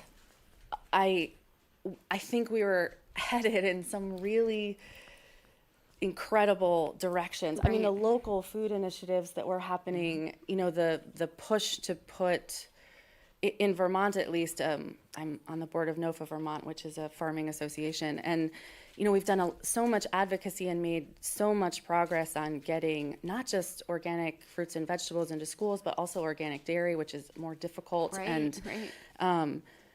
And it felt like there was momentum. Yeah. And it's tough. It's really tough. I don't know what the solution is, but I think that the community connections are correct. And I think that within the farming community, it's incredibly important that, you know, so Organic Valley is a national farmer-owned cooperative. So we're able to have conversations across distance. You know, I can talk to farmers who are farming in the West and the South, and I think that it's never been more important to try to understand what is happening in all of these disparate places and across distance, and staying very true to the task that I think that we all have and feel so deeply, that we are creating this quality food to be shared and to connect people across distance, and to that nourishing food should be a right to all. You know, food sovereignty is the most important, one of the most important things, I think. And And so I think it's just the mechanism has to change, right? It's not going to come from the federal government in this moment. And so what are the mechanisms within states? What are the advocacy organizations? What are the ways that state lawmakers can be pushed on? And I think there are some models that have been done. And so maybe it's, we turn to those instead and try, maybe it's more of a private sector conversation at this point. I think it's just the conversation is going to continue. We're all so passionate about it, and it's such an important work that I don't think it will stop. I think it just has to shift. And farmers are adaptable. We're pretty adaptable. I mean, that's sort of the name of the game, and that's within climate change particularly, you're adapting on a daily basis. And so I think regarding food sovereignty and food justice, it's just a shift that needs to happen as to where we're having those conversations and the people that we're engaging to try to push that work forward. And what are those new models? What do they look like? Yeah, we've been saying this all week. In the absence of federal leadership, you turn to states, you turn to your community, you turn to the private sector, you turn to philanthropy, because we all have to make sure that the momentum that you talked about continues. I want to spend this last 2 minutes asking you each for a call to action. People come to these conferences, they get all excited about what they're hearing, but then they go home and they don't know what to do. What do you want them to do, Abbie? Well, selfishly, I'd love it if you bought Organic Valley products. I mean, not for nothing, but that helps us stay afloat. But I also think, how can you plug into the organizations in your communities that are doing that food sovereignty work? Where is that happening? And how can you directly engage with those efforts to try to bring that work forward and grow it exponentially as we move forward, to make sure, because food insecurity the pandemic exacerbated that, even in a state like Vermont, where there's a real focus on food security. Yeah. So I think the moment has never been more important, and any of you that have a spare moment, that's a really important place to put your energy when you can. Great advice. Sheryll? Besides giving me more money to do my work. I'm always happy to. You need a QR code. I know. I forgot it. But something that you said triggered a thought where we are talking about partnerships and collaborations within people within our sphere, which is why I thought the connection farmers and chefs was such a great combination, because we usually think of those as separate silos. Right. But farmers can influence the types of foods that chefs use in their restaurants and vice versa. Right. But I think when I'm talking about collaborations and building community, I'm talking about it holistically. Right. We need to connect it to the schools. We need to connect it to our doctors. We need to connect it to all the industries, because food is our entry point. It's the one physiological need that you cannot do without to survive on the planet. And it is so relegated to insignificance in this country. Right. That's why our food is trash. And on a large scale. So what we have done is interject that with the way we grow regeneratively, sustainably. And I think we should connect that more, cross-connect that to other industries, to other platforms, not just within the food sphere, because then we will build a more holistic community. Sure. And then we'll be a little bit strong. And that is a real alternative to combat relying on the federal government. Yeah. Another thing too is to put people in the federal government that serve our needs. That part too. Yeah. But it's all connected. It is. Yeah. It is. May I say one more Yes, thing? of course. I'm so sorry. That's all right. So I just wanted to put a plug in for those of you who can afford the price point of organic food, and I realize that is an enormous conundrum that needs to be addressed. But my point is, when you are purchasing an organic food product, you are investing, in my opinion, and based on my experience, in the better public health outcomes for more people. You're investing in clean water, you're investing in healthier soils, you're investing in biodiversity. So so there is an entire conversation that needs to happen and more mechanisms that need to happen in order for all people to have access to nourishing, nutrient-dense, culturally relevant food that is produced organically. But there is also, for those of you who can afford to make that decision, you are then able to use that investment to invest in the better health outcomes for more people. I think that's really important. Great. Thank you both so much. Give Sheryll and Abbie a round of applause. Amazing conversation. Thank you. Thank you. Thank you so much. Take your time. Give them a round of applause, please. I've been talking all week and thanking all week Great Performances for the amazing meals that they've provided for us. So I want to give Liz Newmark, who is our culinary partner, a chance to talk today. She is the founder and CEO of Great Performances and the founder of the Sylvia Center. Please welcome her with a warm round of applause. Hey. Oh my gosh, I'm so happy to see you. I'm happy to be here. Thank you. And thank you for everything you've done for us this week. It's been such really beautiful menus, Liz, and your staff are just the kindest people I've ever met. Thank you, and I think they are remarkable as well, and I'll say that it is an honor for us to be partnered with you. So it takes two to tango, and this is a wonderful dance. So. And we get it right. We keep practicing. We keep practicing.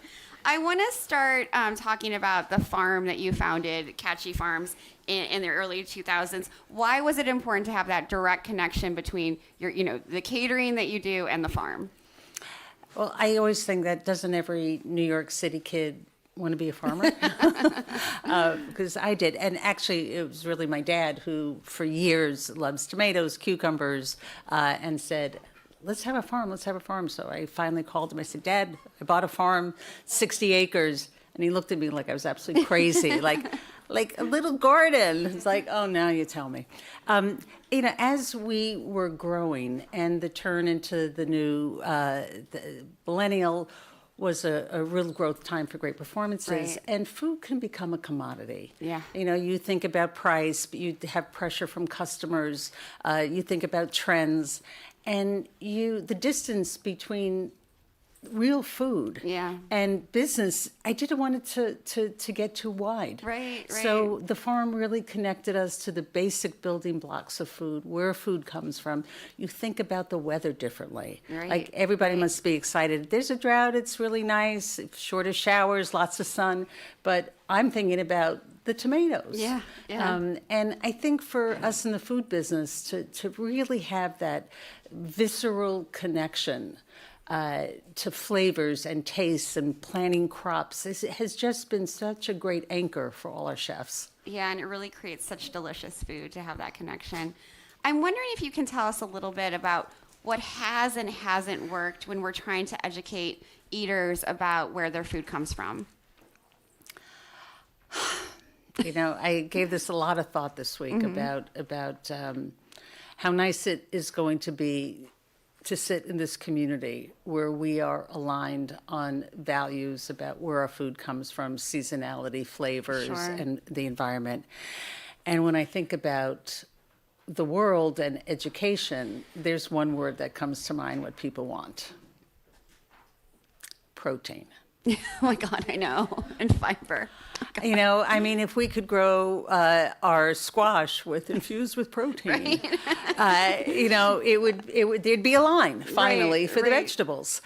So, education, it's not even a marathon anymore. Right. It's an ultra marathon. Right. And at every interval, we just try to talk about seasonality. We talk about food miles. I wish we were seeing linear progress, and we're not. Yeah. We're not. Yeah, and I think the misinformation that's now out there because of RFK Jr. and others and the wellness sort of industry, that must make your job even harder. Yeah, it does. It does. And listen, we're lucky. We operate predominantly in the New York metropolitan area. We have a very sophisticated clientele. Right. Everybody in this room knows the do's and don'ts about Tylenol. We've all known about food dyes. We know this stuff. Right. I will get a flu shot. I had mine. Good, and not because we're old. So it's sort of, New York we're in a bubble. Yeah. We're really in a bubble. You see so much of the world, so you know what's going on out there even better than we do. Yeah, in some ways I do. I will tell you just a quick story. I never get to talk about myself. This is great. I was in Ethiopia about a month and a half ago, and people were asking me, farmers and nonprofit community members were asking me, what the heck is happening in the U.S.? It seems crazy. And so it's just, I feel it's hard to I'm very proud that I get to live in the United States of America. My dad's parents came over here through Ellis Island, and I don't like being ashamed of my country right now, and I'm ashamed. So. Yeah, and people feel bad for us. Yeah. And I try to think about, what are the moments of hope, and what are the messages that we can lean into. Yeah. And again, we're preaching to the choir here.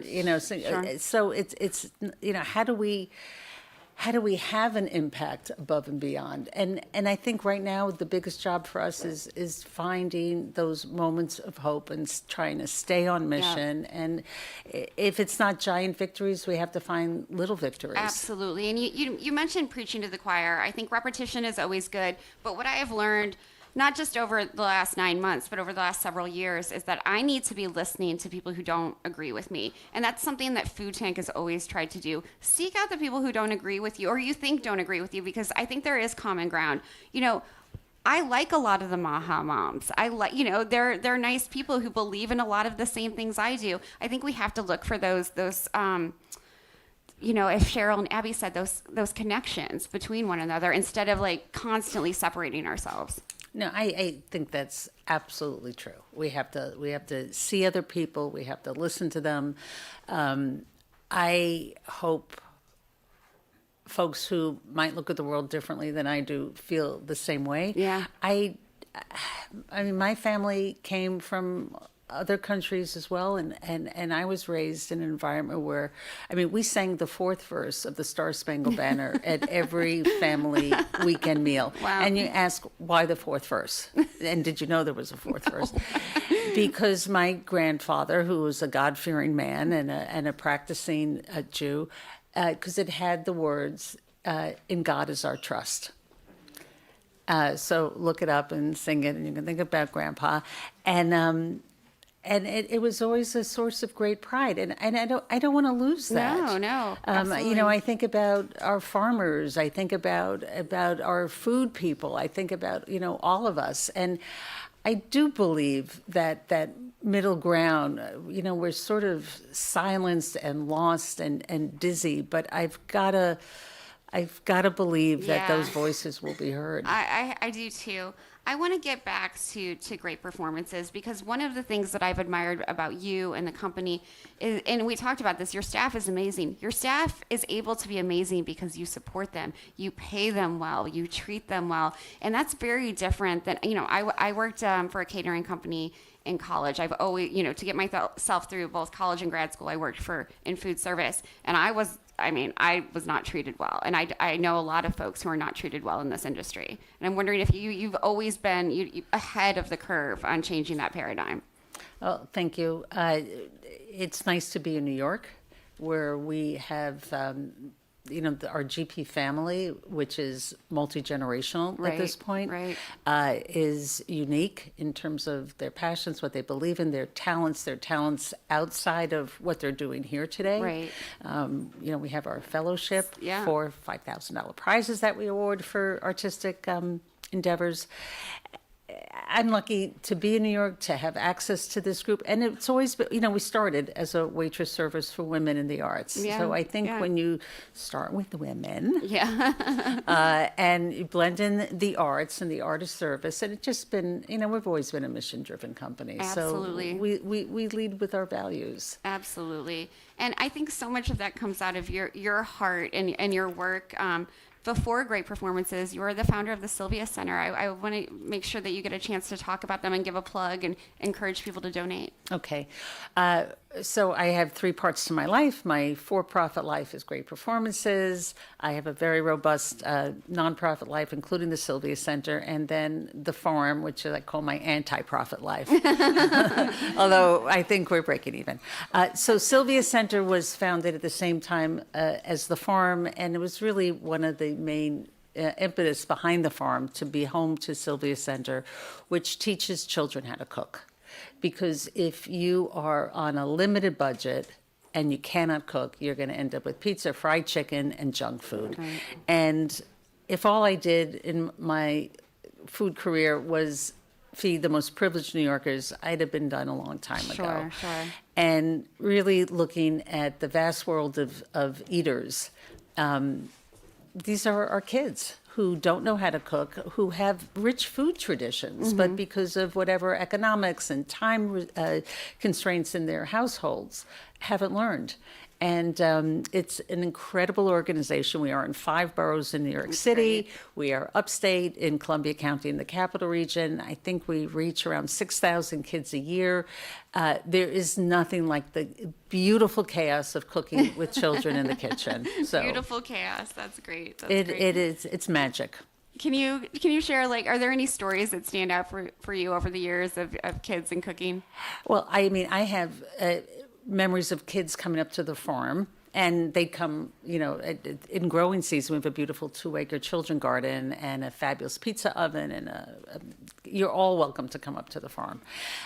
Where we have city kids who, if they get off the bus, the first thing they want to know if they're still in America. Yeah. And then we have bullies who see a bug and totally freak out, and little meat kids who love the bugs. We had a group of children, unsheltered, homeless kids who came, and one little girl is leaving with a little onion in her pocket, and her friend says, "Well, you don't have a kitchen. What are you taking?" She goes, "My mom will figure out how to do it." Seeing kids turn their nose up at beets because they never had a beet, and then 2 hours later, after they've cooked it, they're covered with beets. and then in the city, sassy New York kids who you get into the kitchen and they don't want to cooperate, and it's the end of the day because we're working with after-school programs. And somehow this rhythm comes in, and this respect and this discipline. That's great. And it comes from a hidden place within them. Food brings people together. It does, no Kids, matter how old you are. grown-ups. It doesn't matter. And no one ever likes their own teenagers. Sure. And I get that. But I like mine. I really do. Well, give it time. How old are they? 12 and 16. They still love me. Good. Hold on to that memory. But the other kids, I love other people's teenagers and the ones in the Sylvie Center program. And I think about almost half of our chef instructors came up through the program. Oh, that's amazing. So it's really, That's so cool. It's great for health. Yeah. It's great for jobs. It's great for self-esteem. It's great for education. The kitchen and food and what we all do is such a portal to really, I think, value-laden and good lives. Absolutely. As both a cook and a farmer, and I should have said chef, sorry, but as a chef and a farmer, what is the one message you want to leave this audience in the last 30 seconds? The last day of Climate Week. Well, I mean, we all vote with our forks. I think what you said, it's really reaching out to other people and having conversations, and it's really simple. It's a long road. We have to hold on to hope, and we have to inspire one another. Yeah, hold on to hope. Hold on to hope, everyone. I am. Thank you so much, Liz Thank Newmark. you. Really a pleasure. A joy. Thank you. Thank you, Liz.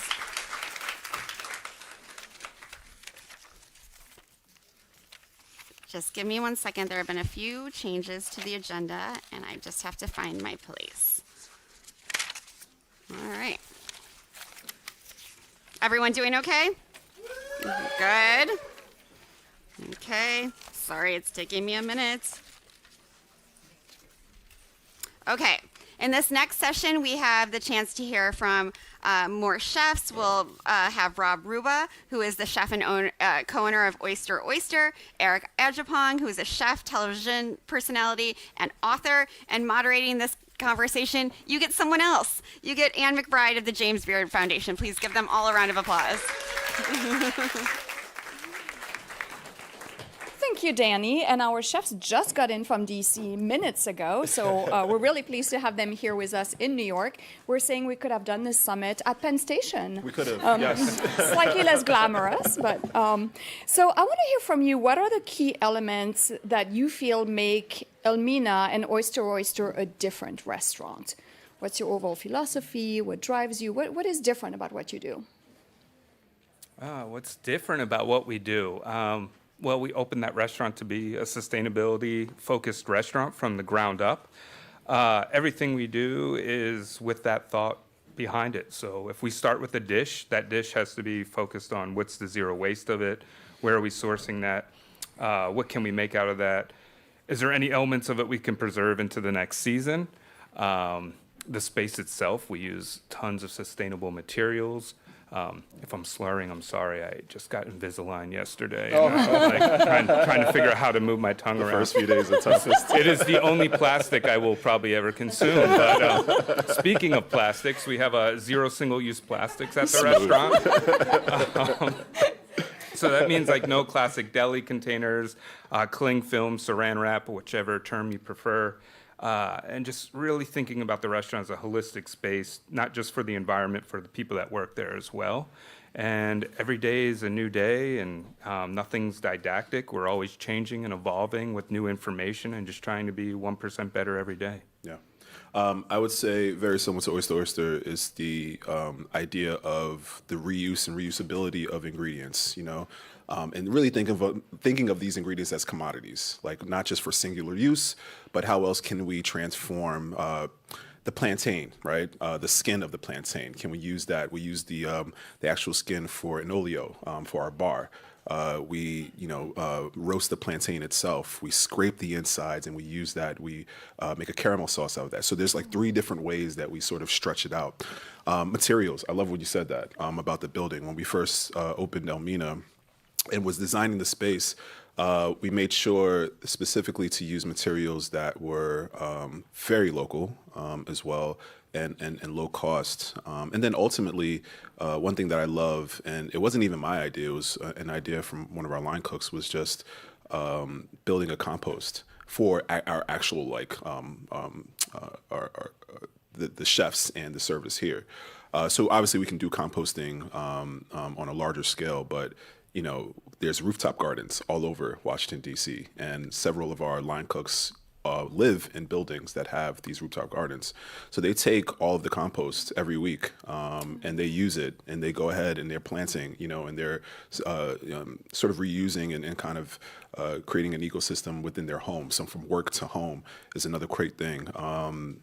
Single-use plastics, that's another thing that we're eliminating 100% as well. So it's a 1%. I love that idea. Yeah, it's an effort every single day to be better.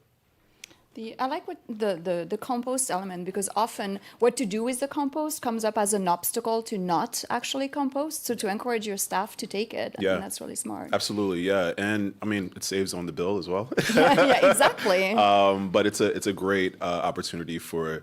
It's great because we have a lot of young cooks in the kitchen, and it's great to see the young minds sort of getting their minds around that as well, and thinking forward with the waste that we have with our food. So it's appreciated for sure. Yeah.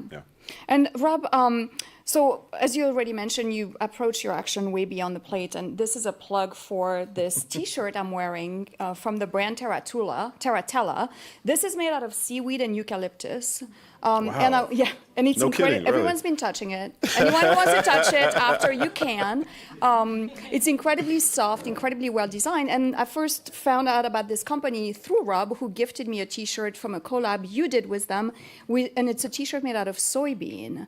So we're not just talking about food here and what you're doing. So can you talk about that a little bit, and the plateware and the glasses and all of this? Yeah, so to us it's about closed loop systems and not creating waste or finding other ways beyond just food. Like we talk about the compost. You can look in that and say that, but some things just aren't edible. So those shirts are actually made from the hulls of soybeans. Tons of soy products out there, right? It's like this massive thing. They're making these really cool shirts, so we partnered with them to do that, and it just helps the conversation, right? Like we personally aren't making those shirts, but it initiates that conversation of what else can food be. Yeah. It's not just what's on the plate, we can actually make plates. So in DC, they stopped recycling glass. As many places have, you put it in your bin, but it just goes nowhere. No one's buying it, no one has any resources for it. So what we did was we bought a glass crusher ourselves. We took the action to recycle within our own business. We crush those glass bottles and we turn those into plateware for the restaurant with a local ceramic artist who melts those down into glass ceramics. The other parts of that, it's like different grains and granules. So some of that goes into rain gardens to help with water when it rains and help with the gardens there. Some erosion, we're talking with people to use that for building materials now as well. So something that just gets disposed. You enjoy this wonderful glass of wine, the bottle goes in the bin, now it becomes a plate, becomes a tile on a wall or whatever. I mean, it's such a beautiful thing, and it's like the way nature works, right? That leaf falls on the ground, it decomposes, it becomes nutrients for the soil, mushrooms, insects, etc. just vibe on that. And we want to kind of create that within our lifestyle that we all live now, which is this very modern world that we live in, and trying to balance that living in a city is always incredible. But that's always our mission with kind of figuring out those things, how we can reuse things. I mean, one thing we do at the restaurant as well is our bread service. Rarely there's some left over. Our guests and our staff probably munch it all up. But when there is, we dry that bread out, grind that into like a breadcrumb, but then that gets folded back into our dough when we remake our bread. So it's like, if you're eating a loaf of bread, in a way, it's really wild. And then we take some of that, we make a miso that's like 3 years old. So when you're eating a loaf of bread at that restaurant, it has a story of many hands, many time. It's really exciting. So yeah, I don't know if that answers that. No, that's great. I mean, the fact that you're thinking this entire environment. And Eric, you and I had this conversation last year. That's right, yeah. And you had not yet opened the restaurant at the time. So now you've gone from theory to practice. What are some of the things you were thinking you'd be able to do before opening that maybe didn't quite work out the way you wanted them to? You know, everything is pie in the sky and in theory before the opening, but I'm lucky. I think we've been able to really hammer a lot of the stuff that, I've aimed to promise. Things fall through the cracks, of course, but for the most part, we've been able to really use the ingredients, especially thinking about the transfer, right, from especially a lot of the indigenous ingredients that we get from West Africa. How can we use these ingredients? And I love the idea that Rob mentioned about the almost the bread starter, right? Bringing the bread back into it. So we get miso seeds. And this is one thing I mentioned last year. We get beni seeds from Benin. And we use that in our burger, but we also use that to make a miso as well. And very similar, we sort of build it and build it and build it and sort of feed it and feed it and feed it. So each batch almost has its own characteristic, right? Traits. And that's something that's really, been fun for us. But ultimately, I think things that have changed, personnel, and getting everybody on the same page. It's one thing to have like the framework of an idea. It's another thing to have everyone buy into it, because not everybody is familiar with, sustainability and things like that. Sometimes folks just come to, get their bottom line taken care of. There's bills, there's family to think of, and stuff like that. So aside from obviously having our guest experience be number one and our food number two, we really want to make sure that we enrich our employees as much as possible with ways to be smarter about waste and being sustainable. Again, using that composting as an example. So it's been different things, but for the most part, luckily, we've been able to stick to a lot of the stuff that we aimed for in the beginning of the year. That's great. Yeah. Rob, are there compromises that you make, or? No compromises now. I think when we went to open, we tried opening right at 2020. We didn't get to pick some of the materials we wanted when we opened and things like that, but now we're doing some renovations to improve those items. One thing most recently was we bought silicone cutting boards instead of plastic cutting boards when we first opened. We're at year 5 now, and we just got connected with John Booz, and we got Booz blocks, all wood cutting boards for the tables now and everything. That's a huge improvement. Yeah. I think that's better. We're not going to consume a credit card worth of plastic every time we serve someone food. I think that's really huge.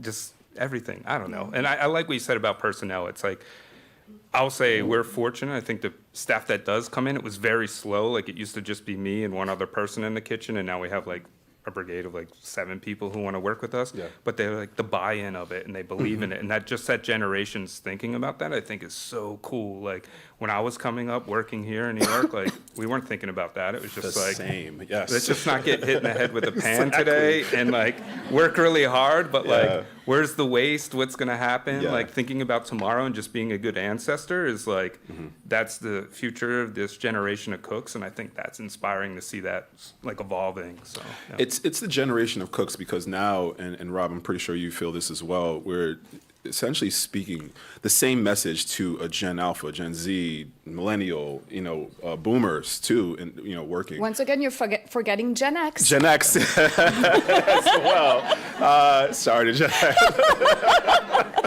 But it's the generational sort of teaching, but then also there's a cultural aspect to it as well. We have so many different cultures that represent Washington, D.C., which is an eclectic, space in and of itself. So we have our sous chef from Ecuador. We have, our CDC from Ghana. We have our general manager from Barbados. And what's beautiful about it is seeing their mindset around sustainability, what they do at home, what they've been practicing as well, and sort of gathering all that intel and sort of aggregating it into the restaurant and creating our own sort of like ethos and philosophy has been great. That's great. And I like that you're both talking also about there's always a purity test when we're talking about sustainability and doing things the right way. And when you're opening or running a restaurant, it's really hard to get rarely do you have the funding to immediately get where you want to be, right? So the fact that you're giving permission in a way for improvements to happen and like, all right, do this. What can you do what should you do at the start? What do you do year in, 2 years in, et cetera? So that's an important message for sure. One of the things that's been really interesting in all of our climate work, we bring together chefs and farmers at roundtables, and they're, I assumed going into it that a JBF chef works so closely with farmers. But one thing we keep hearing in city after city about this is, I need to know more farmers. I don't have enough of a network of farmers. Farmers are not coming to my restaurant with bags of beans to show me what they're doing. Yeah. So can you both talk about that a little bit, what you're already doing in working with farmers, and then what do you need to get to a next level? For Elmina specifically, it's an international but also domestic sort of like push for this specific topic. Farming, we have close relations with farmers in Virginia, in Maryland, most specifically for like our produce. But then also we have farmers in Ghana and in West Africa that we are dealing with as well, and we're trading with. I was just in Ghana 3 weeks ago, and making those connections with the cocoa farmers, with the pineapple farmers, and with the coffee beans as well, and making sure that we have a direct sort of like line of communication, but then also a very easy path for them to also create business for themselves as well. So I love to support not only domestically, but internationally as well. And it may cost an extra dollar or two within the margins, but I think it's worth it, especially when I think about the grand ecosystem of what we're doing specifically with West African food. To me, it's a dollar well spent versus, maybe going to a big farm chain or, something like that where, yes, you can get it pretty easy, but there's no story, there's no heart, there's no direct lineage to that. So I'd rather get a tomato very local, or I'd rather get Bambara beans from Ghana versus maybe going in, across the street to Cisco, no disrespect, because I do love Cisco, and then, getting like chickpeas or something like that. So it's very, very helpful in that way. Yeah. Yeah. Our accountant probably hates us. we have like a network of 36 different purveyors all within our region that we work with. Farthest come up is like New York and the Hudson Valley area. We'll get some folks. But the point of that is just we really want to have relationships with everyone we work with. And I like that you talk about that. You know who's growing your food and where they're growing it and why they're growing it, right? Everyone we work with is either into like no-tilling, they're organics, they're regenerative, like those things matter and those conversations need to be had. So we want to vet those folks and we want to find out, but we want to support them. And a lot of them are little farmers. They come in like a piece of scrap paper with our receipt written on it, and it's like, here you go. But those are the ones we can work with and support. And we can do systems where nothing's coming in a box or a bag. They can just bring a container, we unload it from their container, put it into ours, goes in our walk-in, they go back with a container, reusing. That network, social media is a great outlet for that. I think we are not gatekeepers of who we use. We want to tag and support them all the time. So if you go on our website or you go on our Instagram, you can see all the people we use. The more the merrier, because then we support and build up these farmers. I think that's what's really important. It was the thing that killed me. Like I said, we tried opening in 2020. The giant grocery store, giant brand, and it's giant, across the street was empty. Shelves were empty. And our farmers are calling us, telling us they didn't have any customers, couldn't sell their food, didn't know what to do. So we had to start a CSA program and like get people to pick up from us. And it just bothers me that we have these contracts of, like you're saying, importing food from wherever, from California, a carrot. Meanwhile, there's one growing 20 miles away. So it's kind of bonkers. Yeah. So we have a minute left, which gives 30 seconds to each of you. I know it's crazy. It goes so quickly. I could talk about, we can go to Penn Station and keep talking there. What is your call to action for the people in the room and the people watching the live stream? What do you want them to do that will make a bigger difference for you, for climate action? I think about beyond the plate, and think about other. Protein is such a huge thing. I think I keep hearing protein as like the buzzword in food this year. But there's so many different sources of that, right? It's not just animal based. And I think when you think about legumes and seeds and nuts, then you have a great ecosystem to start with as well. And I think that's something to definitely support. I don't want to take too much time, but it's actually far beyond my time. So. No, it's a problem with these. You could just, I know, especially this topic, right? It's so exactly, powerful. Yeah. My thing with, look, they gave me 59 seconds. Oh, now. cheating. Okay, I'm back. No, it's in a very positive way. We're out of time, not just here, but in the world we live in. If you got to change something tonight, even if it's easy, just make a change tonight, make a change tomorrow. Like I said, that 1% thing every day, just find something and work on it. It's really easy. There's so many things you can just start with. Just don't buy another thing of Ziploc bags. You know what I mean? Yeah. These things at home. And for chefs, just like the compost program is so essential. It's not just, now I have somewhere for this to go besides a dump site. It's also gives you an idea of what's going in there, right? And then you start saying, oh, we could cook that, we could do this. So make a change today. We're running out of time. We have 10 seconds left. Thank you. All right. Well, on this, do something tonight indeed. Don't think you have to only do big actions. What's the one action you can do differently every single day? Very good call to action. And one great action you can do when you're in DC next time, go to Elmina, go to Oyster Oyster, and support chefs who are doing things the right way and who are making a difference for the planet and for you. Thank you both so much. Thank you all. Keep giving a round of applause. This was amazing. Sorry, Claire. Thank you, Eric. Nice to see you. Nice to see you. Good. Thank you, Chef. Thank you. They were great. So you all looked for stickers under your seats earlier. If you have a brown or white one, yeah. If you have a brown or white one, you get a copy of Eric Adjepong's new book, Ghana to the World. So make sure you go to the registration desk and show that to a Food Tank team member. We now have a very, very special fireside chat between the award-winning food writer and editor Ruth Reichl, who's behind R. Reichl Publishing, LLC, and Priya Krishna, a food reporter and video host for the New York Times and a New York Times best-selling author. Before they come on stage, let me thank a few of our in-kind partners, Acme Smoked Fish, Little Sesame, and Kerry Dairy Ireland. Priya, over to you.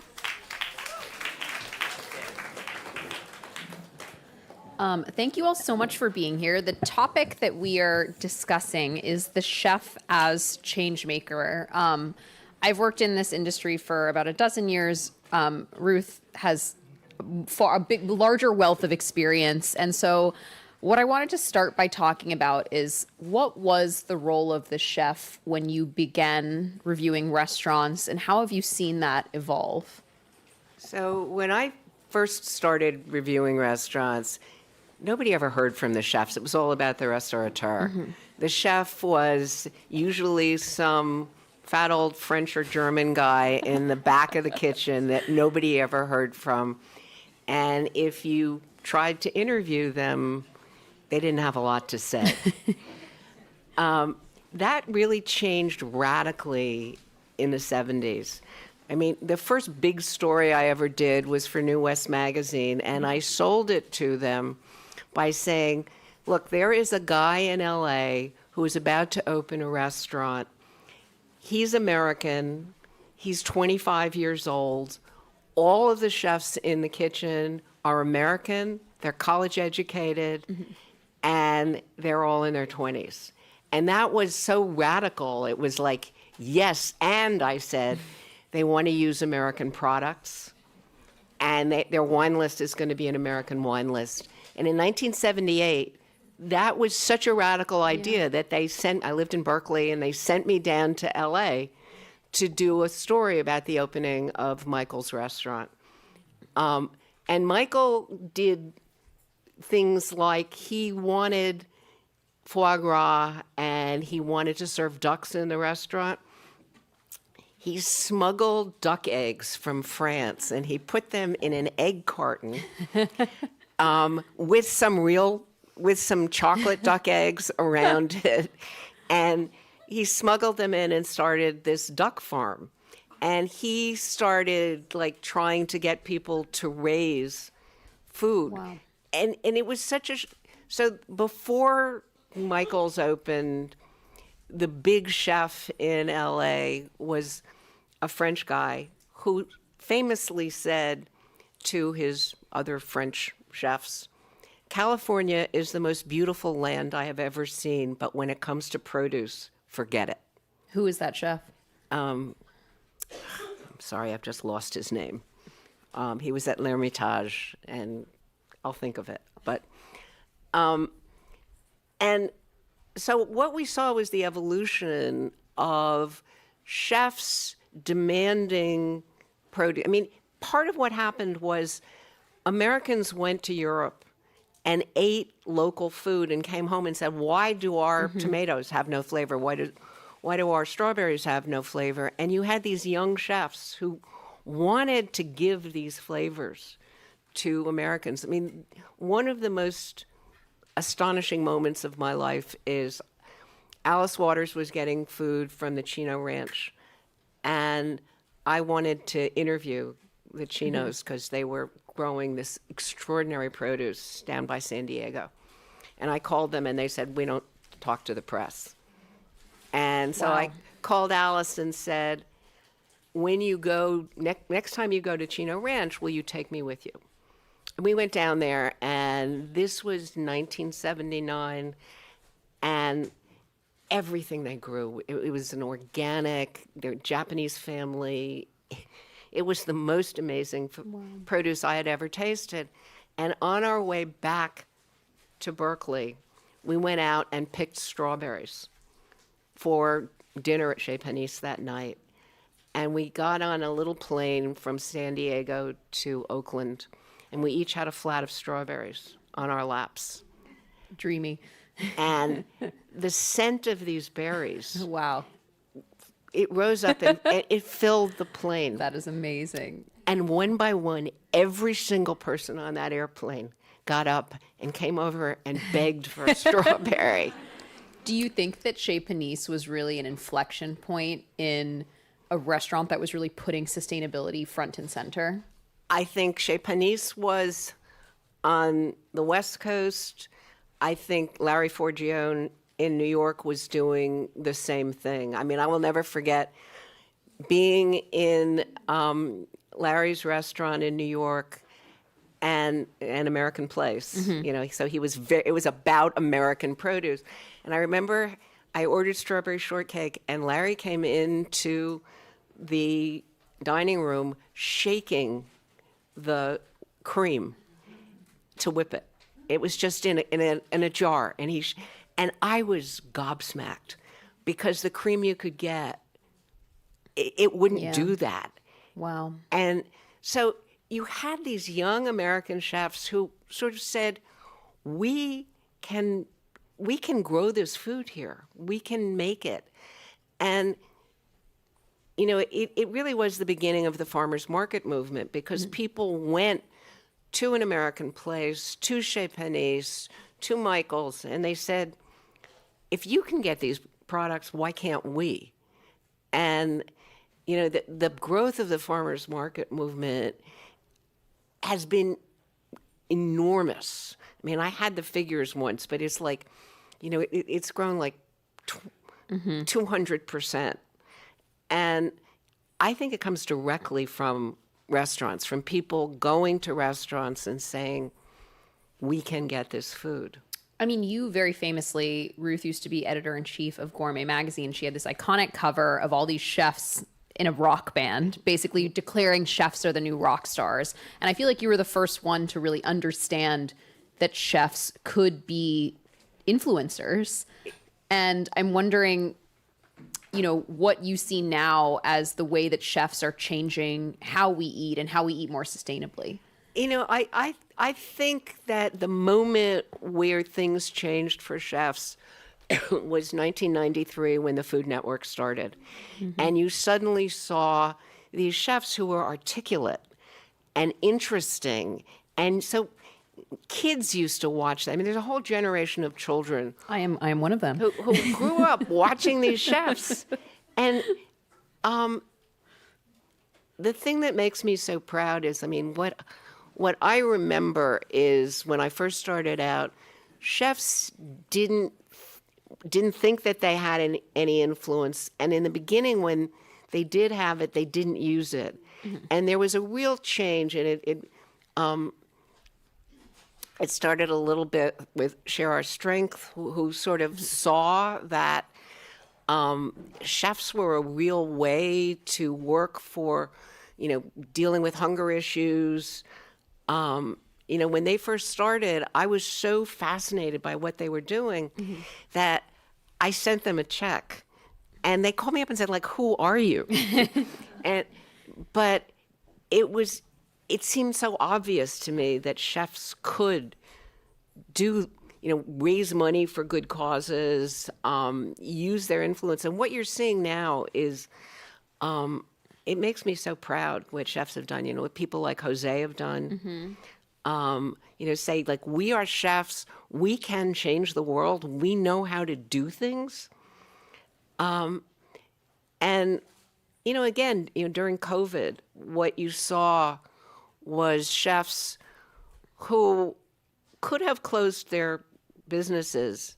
And I remember talking to Dan Barber, and he said, I've been this greedy chef who said to my farmers, I want everything. Mm-hmm. You can't sell to anyone else. And he said, and I could close the business, but what's going to happen to them? And so you saw all these chefs really stepping up to save farmers. They did boxes. They changed their business models in order to keep the farmers from going under. And during that time, you were making a really amazing documentary that a lot of the interviews ended up on Zoom. And I'm wondering if you can talk a little bit more about sort of what you learned in the process of making that documentary around chefs and the role of the chef. So I spent 2 years doing nothing but talking to chefs, farmers, ranchers, fishermen, kelp farmers.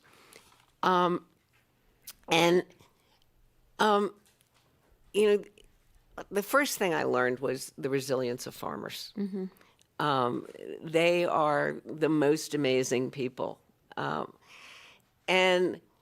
other thing I learned is that I had been giving speeches for years saying, the great thing about food is that we as consumers have a lot of power. Mm-hmm. And what I really learned is that that's nonsense. The government has the power. And I've been giving these speeches saying, vote with your dollars. And the real speech is vote with your votes. Yeah. If you want to change the food system, change the government. And what happened, chefs and farmers formed a kind of coalition. Mm-hmm. And they got that. They got that they had to go to the government and that they had to try and influence the government. And it was a remarkable thing to watch these businesses who had been competitive suddenly realize that they had joint power. I mean, what the chefs were doing with the coalition and what the farmers were doing too. It was a kind of joint, really coming to understand that they needed to use their voice in the government. What do you think are the most powerful ways that chefs can affect change within government? Ooh. Where to begin? Really, where to begin?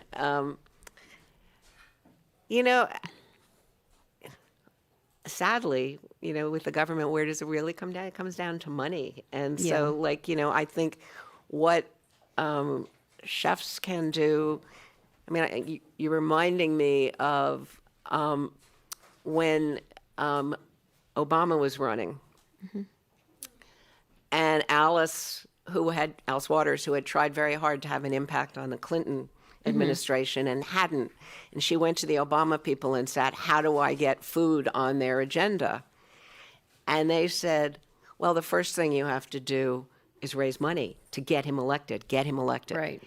And Alice came to me and Danny Meyer, and we did a fundraiser. We raised $750,000 in one night of dinners in New York City. And one thing that chefs can do is use their influence in that way, because it's very sad, but money is what runs this government right now. And that's probably the most potent thing you can do. When we talk about sustainability, we often think of supporting local, but I'm also thinking about the sustainability of the industry itself, of restaurant work.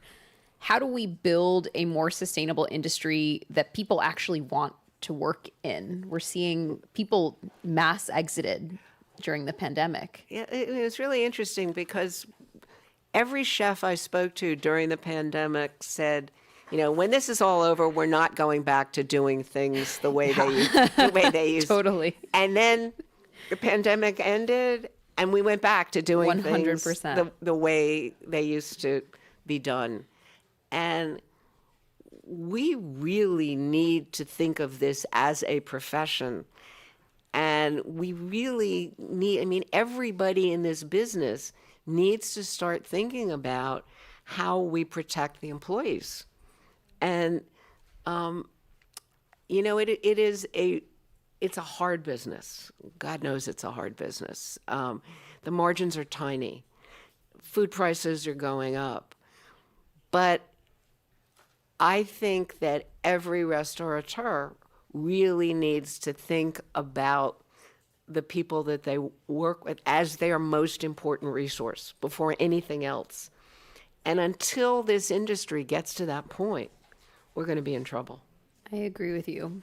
To finish, I'm wondering if you can, aside from the luminaries you've mentioned, talk about a young chef or restaurant who you feel inspired by, that you feel is really leading the change in this regard. Oh, there are so many restaurants who I think are really, who have bought into this. I'm thinking of, up where I live in the Hudson Valley, there's a restaurant called Heirloom Lodge that uses local ingredients. It's very simple. It's very vegetable forward. Here in New York, there are so many young chefs who are doing the right thing. I'm struggling to think of a single name. Who do you think? Turning it around on me. Yeah. I've actually noticed a lot of chefs have moved to zero plastic kitchens. Just there's a Korean chef in LA who moved all of his restaurants away from plastic. I've also seen a lot of restaurants make all of the employees owners, like having a path to ownership and a share in the profits. A number of restaurants have done that. Even really small things like not just naming all the farms where you source your produce, but naming all of the employees at the restaurant on the menu, because I feel like they are as important as the chef, and I would love to move away from these really strict hierarchies in kitchens, because I do feel like they often come at the expense of the lowest paid people in the kitchen. Yeah, you're reminding me, like one of the people in my film is Rima Zeal in Yes, San Reem. Francisco, who is working at making her restaurant employee owned. And she did it during the pandemic. I mean, it was like, it wasn't bad enough that they had to deal with the pandemic, but she also, and she has spent a lot of time training her workers to understand that if they're going to be owners, they have to be managers as well. Yeah. She's remarkable. And I think to do a restaurant like that is both delicious and interesting and exciting, but also supports its workers, it's hard. But it's really hard. When it happens, it's amazing. Yeah. Thank you so much, Ruth. It was wonderful to chat with you.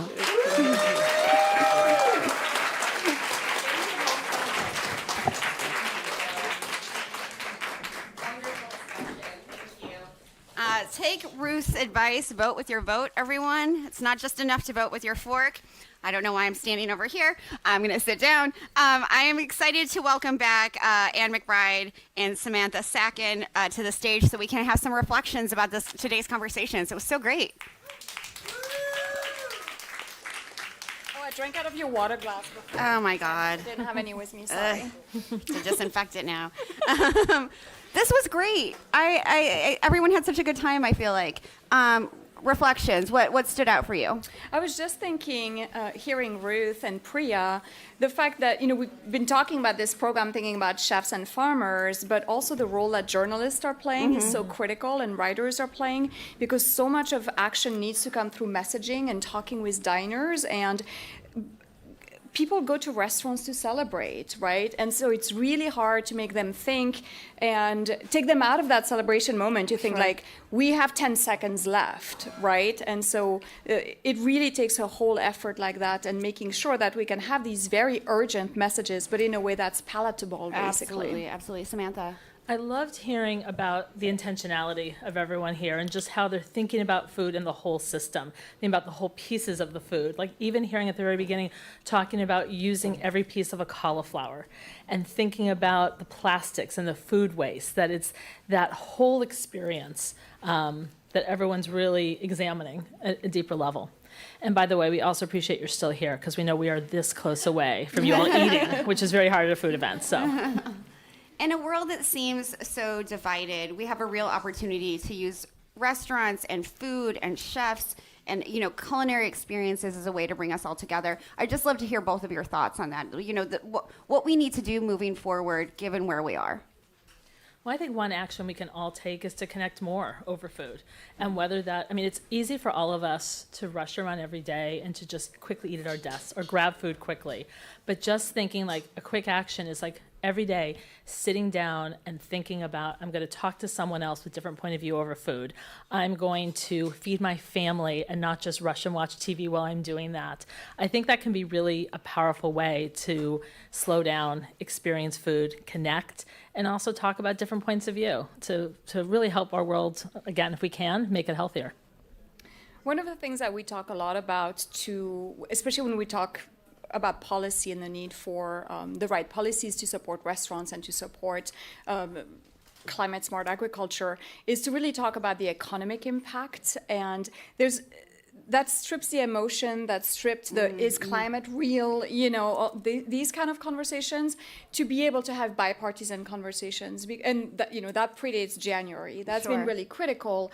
Nothing is going to happen if Democrats only talk to Democrats and Republicans only talk to Republicans. So to your point about having dialogue, period, is really, really critical. And it can be really hard when we're talking about values, and there's economics and there's values when we're talking about climate, we're talking about restaurants. finding ways, again, I mentioned earlier the purity test, finding ways, what's the common lane we can have is really, really important. Absolutely. And I think we do need to lower our purity test a little bit if we want to make any progress right now. Yeah, we really need to find those commonalities. That's why I'm so glad we were able, as partners, as collaborators, to bring this group of people together, to bring people to have different discussions during Climate Week. Can you both just talk about why, food and agriculture has to be center of not just Climate Week, but a lot of discussions around sustainability and the environment? I wouldn't have a job if that wasn't the case. No, I mean, beyond that, this is everything that we do at the foundation is really about centering chefs and restaurants. And restaurants cannot exist in a world where they don't have a food supply, where their customers are sick because of the food they eat, or it's too hot or too cold, and their housing is being destroyed by hurricane and floods, etc. Right. So that's why centering chefs, centering food and agriculture is really absolutely critical, because it's at the core of the structure of our society and our culture, period. Absolutely. Samantha, you get the last word. I think Abbie mentioned this, that we're becoming increasingly disconnected from where our food comes from. And I think understanding the source of that food, protecting it, is so vital, more than ever before. And so I think a lot of consumers don't even know where their food comes from. So ensuring that we can encourage people to grow your own food if you can. And if you can't, know where it comes from, know the farmer, or if not, then ask questions and challenge cooperatives, organizations like ours, to hold us to a really high standard so we can deliver the best quality food to everyone, wherever they are and whatever their circumstances are, I think is vital. Thank you both so much. Thanks to the James Beard Foundation. Thanks to Organic Valley. Give them a round of applause. Thanks to Food Tank. Come on. Thank you, Danny, and Food Tank. A week of Climate Week programming. Thank you. I want to thank everyone who was tuning in online. Thank you all for being here in person. We really, you couldn't do this if you didn't come, so thank you all. Enjoy the delicious lunch that was provided by great performances. Thanks, everyone. Thank you all. Thank you.